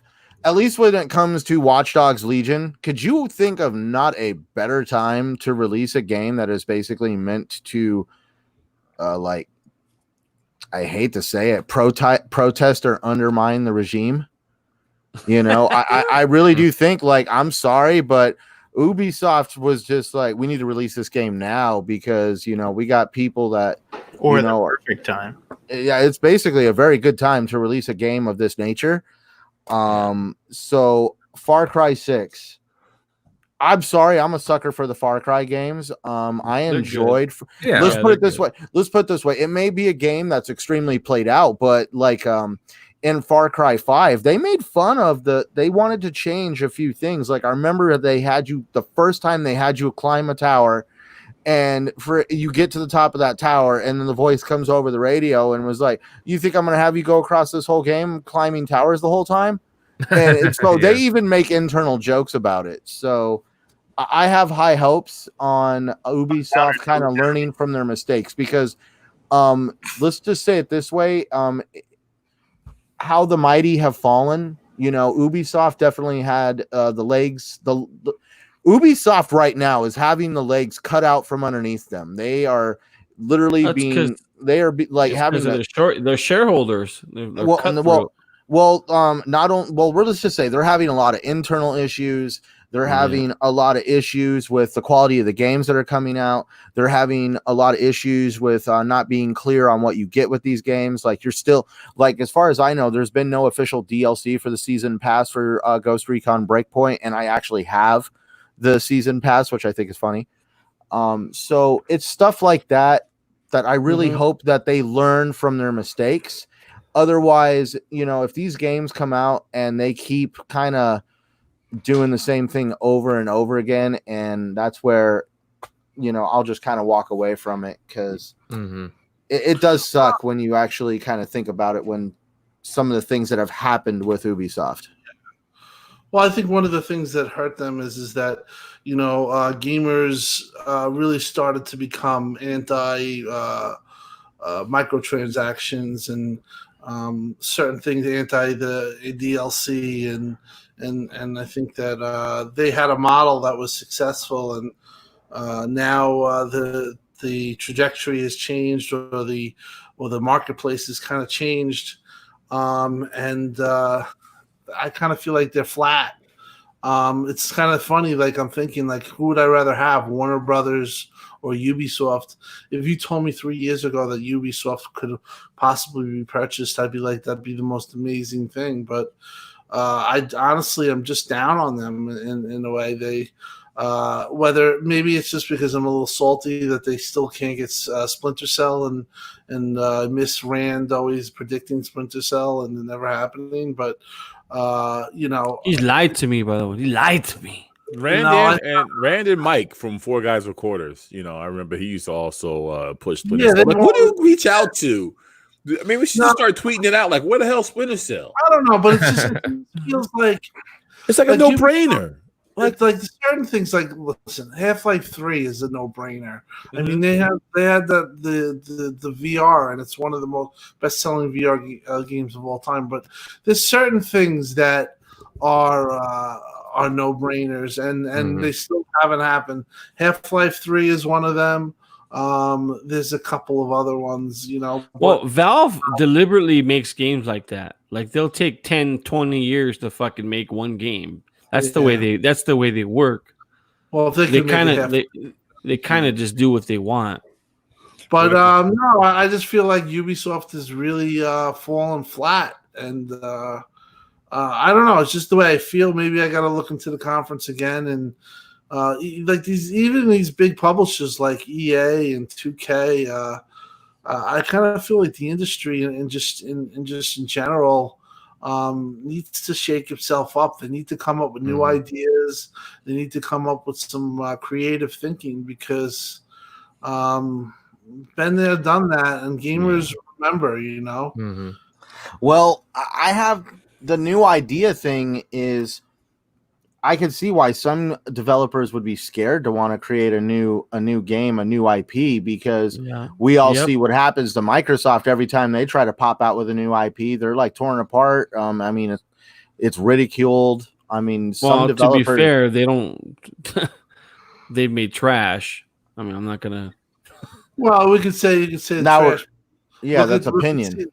Sea of Thieves right now is absolutely on fire, and maybe it was because at launch they definitely went in light, but with care. And I think if Xbox didn't have such a lack of exclusives, that if they had kept Sea of Thieves and they had added a lot of the stuff that they added post launch, you'd be looking at a different Sea of Thieves game. But the fact of the matter is that game's wildly successful, and it's kind of different. But just I think overall, just in general, video games, and I've always had this complaint for a while, they need to come up with new concepts, new ideas.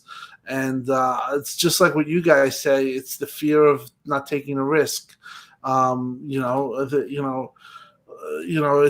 like making. Complacency is definitely its own beast. Yeah, like Far Cry 6 is, I guess, a good idea, but I just think that Splinter Cell, there is that possibility that it could not sell great, but there also is a possibility that it could have been a hit. And I just think that they're not taking the risks. And I'm hoping that Xbox. It's another game that they can, remaster it, put a new fresh coat of paint on it, introduce it to a whole entire generation, give it some achievements.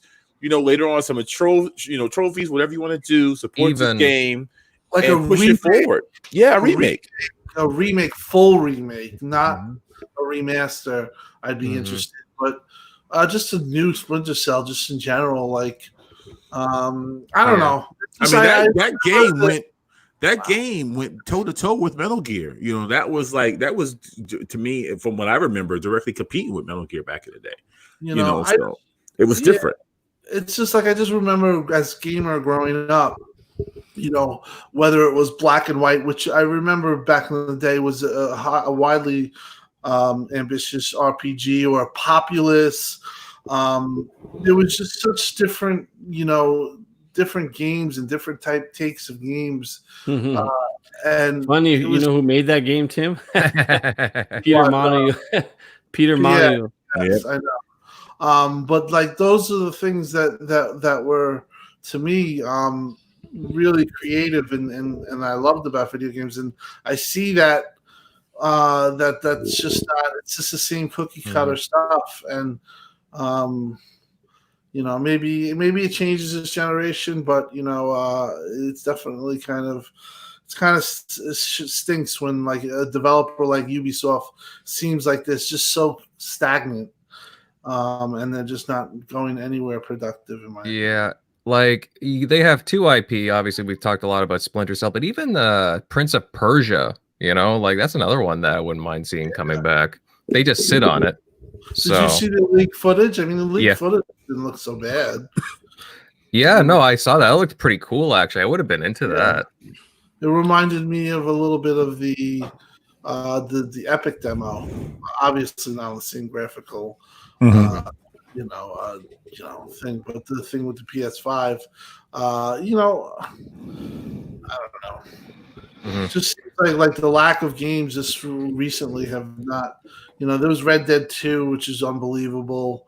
But this year, really, The Last of Us 2, I still got to play, so I really can't. Ori was great. Has anybody on this played Last of Us 2 or no? I haven't. Shock did, or is playing it. Shock, did you like it? Yeah, I'm almost finished with it. Yeah, it's pretty good. The combat's really sick, especially halfway through. You'll switch over to like a different character, different play style. So yeah, the story has been pretty good so far. So it's definitely a lot longer than I think I I remember. heard. What about the? I heard it's brutal. Like The it's controversy of the story and everything. I'm really compelled to play it, but I'm gonna. Yeah, I think I saw I posted the types of animals that you might have to. Yeah, you talked about that with the dogs and stuff like that. Yeah, I don't like that to be honest, but it doesn't mean I won't play it. But yeah, because there's arrows that you can put explosives on, and when you hit somebody with that and you just turn them, it's like a water balloon exploded of Oh, but then you see them on the ground and you see half their torso, them just Oh my goodness. and then there's their leg, it's over there. Or if you snipe somebody, I sniped somebody, it was kind of like that scene in The Jackal where Bruce Willis snipes off Jack Black's arm, and they're screaming. You'll hear him screaming when you snipe off their arm. Do you think this is a possible game of the year for you, or is it just you're not having that much fun, or you are? Yeah, I would say this one's up there. It was between that right now and Final Fantasy Remake, or Final Fantasy VII Remake. I still think I might put that one up there, just with the combat, just the stuff you can do in that game is ridiculous. But yeah, it's been pretty good so far. So I mean, it's 30 frames per second though, Shock, right? So I mean, what if you got something like Cyberpunk or Halo? Is that just you throwing it out the window at that point, or? Another option, and I don't foresee, unless they'll repackage the game and charge you $60 like they did last time, and that's when you get 60 frames per second. That's what they did with. And Sony guys will be like, I love it. Yeah, there won't be any of that smart delivery. They'll look at the graphics when they resell that. 60 frames per second. It's amazing. It's when you go from it and a lot of people said this. A lot of people that were, big Sony fans, they said when they just ran through Last of Us Remake on the PS4 to get ready, it's at 60 frames per second. That was a selling point. And then they had to go down to 30 frames per second for the sequel. So it was kind of jarring. So you will notice it, and that's why I don't understand when Digital Foundry says, of all people, says it's that was really no, that is, if you have the option, there is no excuse for this new hardware. Absolutely no excuse. Yeah, but I kind of just really felt like that was an appeasement article. And I'm a fan of Digital Foundry, but listen, this is the thing. Listen, they can act all innocent like that. They push resolution, and they pull a pitted console against console. At least.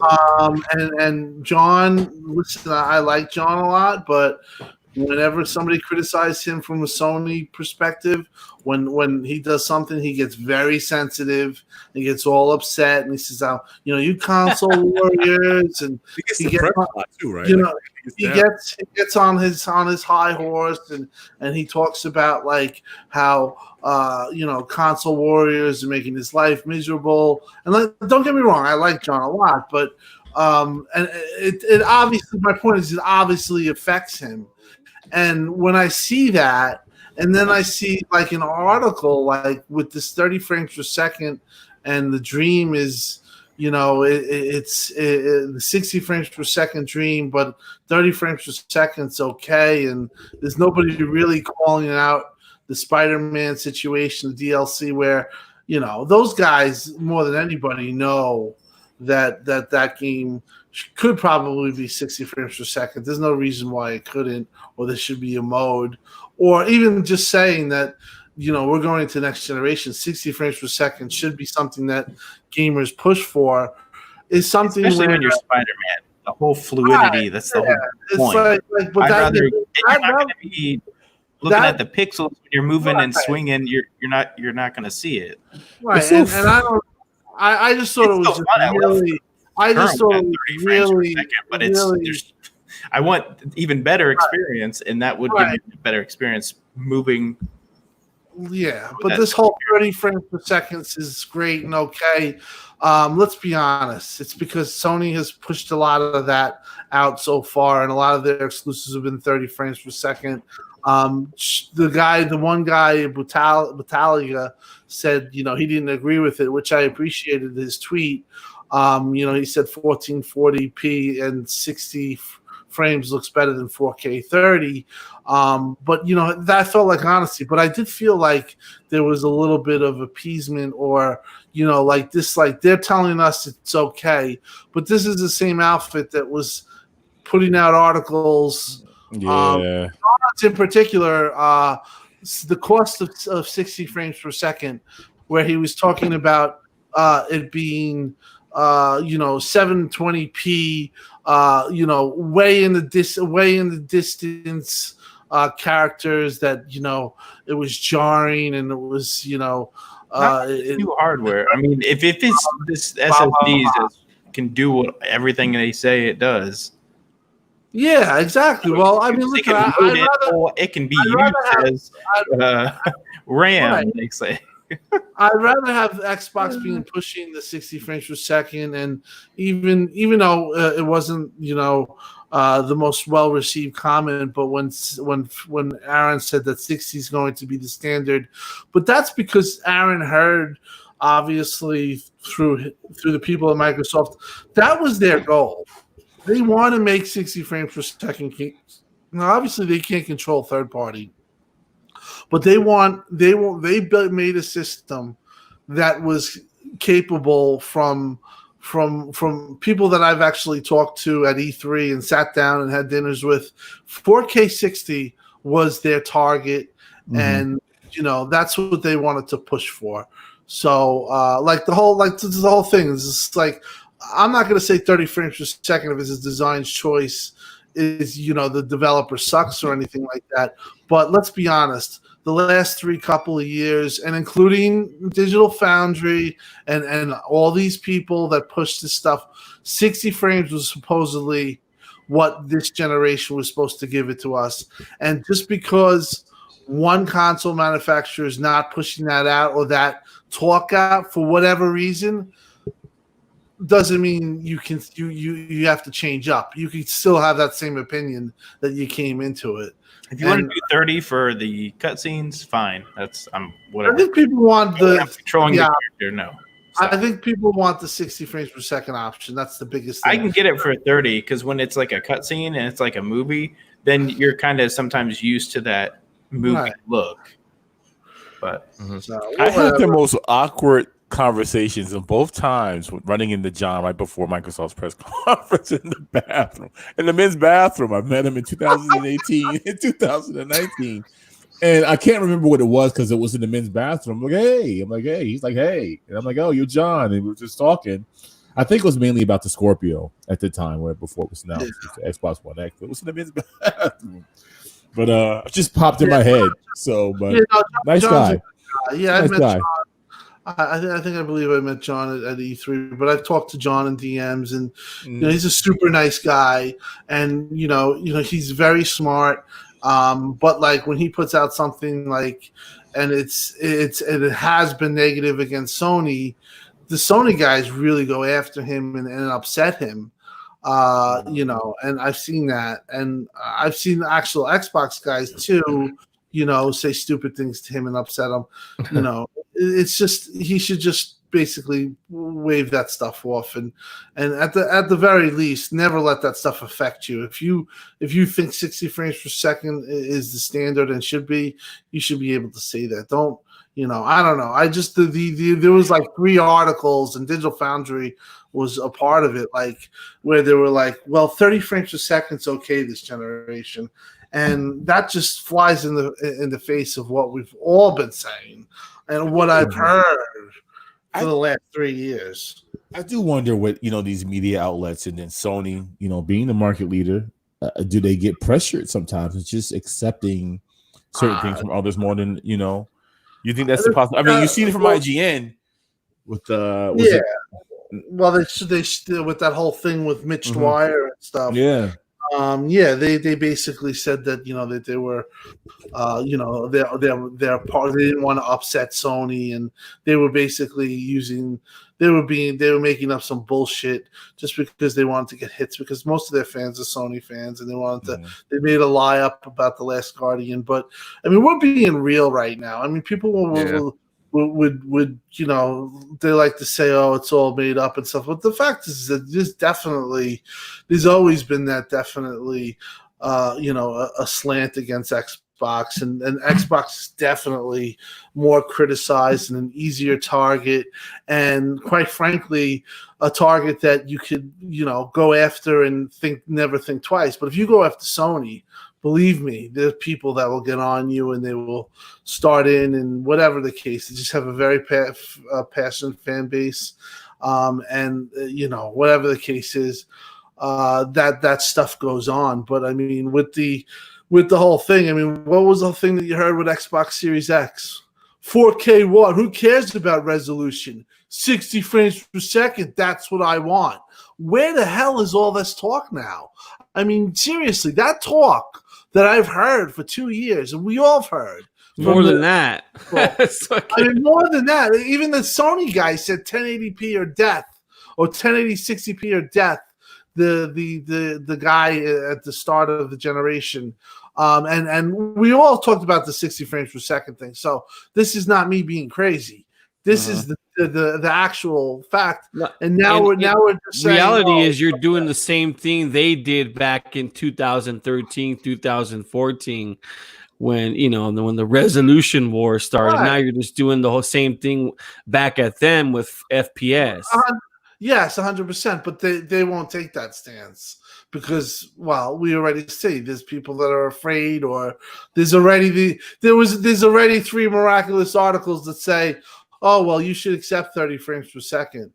But, let's be honest, the last 2-3 years, it was really ratcheted up because Scorpio didn't do 60 frames per second. These shit CPUs. I mean, I can go on and on how much stuff I've heard about frames per second, but let's be real here, and that goes for both Xbox and PlayStation. We should try to have 60 as a standard, and if not, well, I think Tim, I think sorry to interrupt, I think the standard now, Tim, is going to be exact. It's going to be variable, meaning you can do 4K resolution mode, you can do 60K or 120 frames per second mode. Right. I think that's the standard going to be implemented. Right. Yeah, in every Xbox game going forward. Right. Well, I think Xbox is definitely on that, and a lot of credit given to Coalition. I know that you're not your favorite game, Jeremy, but just from a technical standpoint, what it pushed 4K 60, even though it was dynamic. And which one? Had, Gears 5 was when they went to the 60 frames per second in the campaign. That was a bold move, and it was something that is appreciated. But Xbox is definitely gonna. You'll see July 23rd, and I think that Phil alluded to it when he said he felt good about Xbox after Sony's conference. I think one of the things that was running through his mind was the fact that they're going to have a lot of games that are 60 frames per second. They're going to have a lot of games they're going to have games that they're going to announce that are 120 frames per second, whether it's Ori or whether it's. I mean, to be fair, I've heard him say that every year, though. I mean, he's said that every year for the last 5 years. The last thing, but people. 2018, they had a great show. I don't care what anybody says. I can, they show that. Oh yeah. 2018, they kicked ass, but so that's it. Let's go to sleep. You heard it from the Xbox lizard himself, folks. We touched on what about 2-3 topics? Good job. It was fun though, man. Oh, that was good. That was good. We well, I mean, hey, there's a lot to talk about. Even with topics, there's like subtopics and all that, and then it's just so easy to go off on it all because there's a lot to bring up. Oh yeah, Tim and Shockley brought their A game. Shockley, man, surprised, step his game up. Shock's amazing. What are you talking about? dumb comments. Yeah. He is amazing on Twitter. Hey, I see you put up the good fight there, Shock, on Twitter. Themselves, the medium said they couldn't make it possible. Yeah, and it says in that tweet or from that dev, it says they couldn't do it the same way on another console. They didn't say it was impossible. He wouldn't have said the same way. Words mean things. He wouldn't need to say those extra words. If otherwise, he'd be telling a lie if he left those out. So yeah, they might have to adjust because that in that game it's supposed to be where you're. I guess she's having a mental breakdown. She's going into another dimension, kind of like the Ratchet and Clank thing, where you're switching different portals. But there's a load screen when you're seeing it. It's the last like 3 seconds or 2 seconds on the Ratchet and Clank. So they might have to do a load screen for you to go into whatever her nightmare, whatever it is. Yeah. He's not saying it was impossible. He said it couldn't be done the same way. Sure. Cool. Sure. Xbox One version doesn't have SSD. Cool. It might have to have a little to get you there. Maybe they don't want to bastardize their business. That's a thing they have to make, a decision they have to make. Didn't say it was impossible. Yeah. Well, fellas, on that note, we're going to call it quits for tonight. But you know what? I got to say, really, really magnificent show. That's for sure. Talking about all kinds of Xbox news making the rounds with Phil Spencer. And, we talked about that Ubisoft stream earlier, too, today. And, quite a few things as well, within those topics. But a massive thank you to everyone that tuned in live. It means a lot to us that you're all here. We had a very lively chat tonight, and we really appreciate your dedication to the show. Before heading out, guys, if you enjoyed tonight's show, then hey, drop a like, share the sucker out, and subscribe to keep up to date on all things TXR related. Now let's get to some of these outros. And Megatron, hey, great show tonight, buddy. Where can everybody find you at? Yeah, hit me up on Twitter, Megatron_1975. About to jump in some Destiny if you want to join me and play a little bit of Gambit. I'm going to, and Twitch. I've been trying to figure out the streaming situation on Twitch. But I see you Twitching at 3. I seen you broadcast 3 I'm driving home because I watched the fight last night. And I'm like, Megatron's broadcasting at 3 in the morning. I'm like, what's going on? I was actually on. I was online with Delilah and Locke, and we were trying to figure out something I couldn't figure out on Twitter. I mean, on Destiny. So, but I think that's Megatron 1975.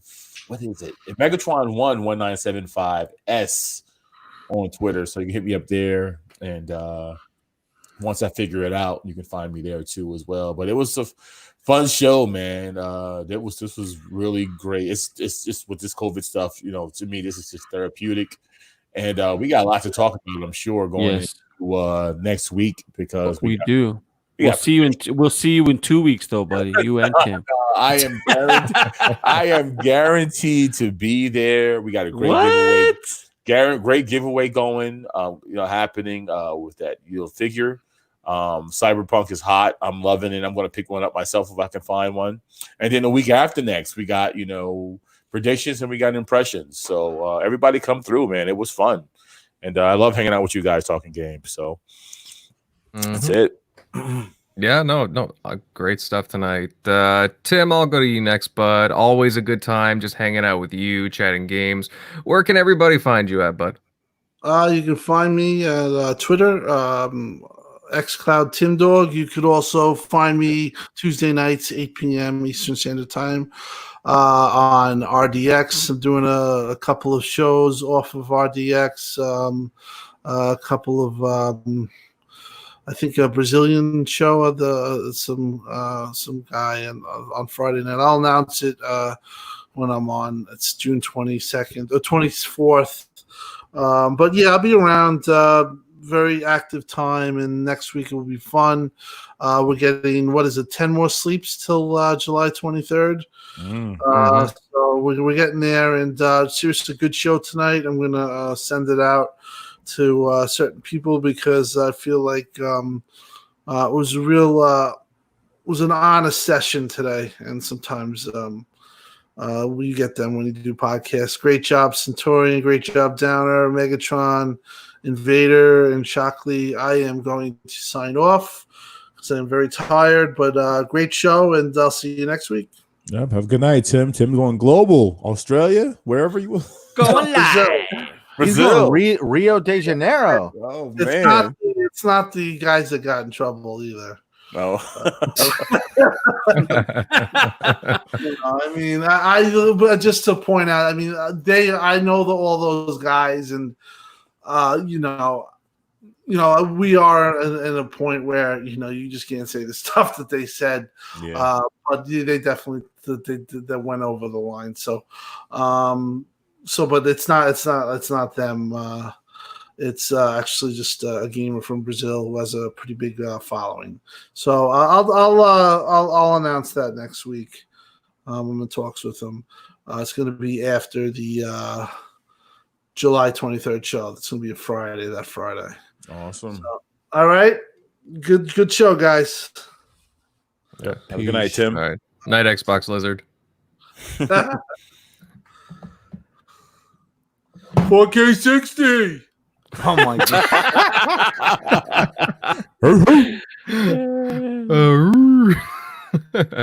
All right, good stuff, Tim. Moving on to Centurion. Hey, solid show, bud. Some really good points at the beginning. Where can everybody follow you? Oh man, yeah. Sorry about that at the beginning. I don't drink Mountain Dew very often, and I had one at the beginning of the show, so I had a little bit too much caffeine.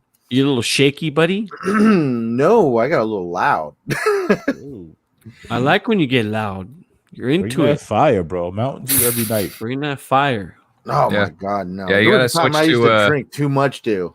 Switch to Dr. Pepper. Oh man. Anyways, if you want to follow me, you can always find me on YouTube, Twitter, and Xbox Live at Centurion1307. I also happen to do the show with you guys every Sunday night, TXR Podcast with you fine gentlemen. And also I do the Shop Podcast with PTK Blam on Saturday nights. Shout out to him. Definitely hope you're feeling better, bro. I know we had to call off this Saturday's show because he was feeling a little under the weather, and when he can't give it his 100%, definitely he doesn't want to definitely not be able to give the fans his 100%. So Saturday night he just wanted to rest. Mm-hmm. Yeah, no, understandable. Hey, PTK runs a really fantastic show over at the Shop Podcast, so we cannot wait to see him back in action, hopefully this coming weekend, next weekend, so that'd be great. Shock, buddy, you had a really awesome show tonight. I love the passion coming out of you. Where can everybody follow you? Yeah, thanks. You can follow me at Shock Nero on Twitter, Easy Shock on Xbox Live, and also I just picked up with all the Far Cry talk and I guess the rumor, I don't know if they confirmed it or not, I guess the younger kid in it is supposed to be the villain possibly of Far Cry 3. So Far Cry 3 all the Far Cry games are like heavily discounted. So Far Cry 3 Xbox One X enhanced version is like $3.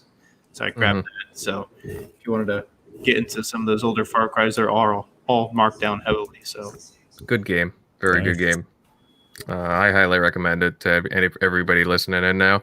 But yeah, Jeremy, some really good banter with the Downer tonight. Where can everybody find you, man? Shout out to my friend PTK. I hope you feel better, man. We love you. Hope everything is all well with the fam too. You could find me on Xbox Live, Downer Space J. Hope everybody has a great night, and we will talk to you next week. Oh, yeah, definitely. And as for myself, you guys can find me on my YouTube channel, Invader Gaming, and of course on Twitter at Invader_1986. I hope everyone has a wonderful night, and we will look forward to seeing you next Sunday for our Xbox Showcase predictions and everything else that comes up in the gaming news. Because, hey, you know what? There's a lot making the rounds. So, anyways, guys, we will see you next week. Later. Bye. Bing, bing, bing.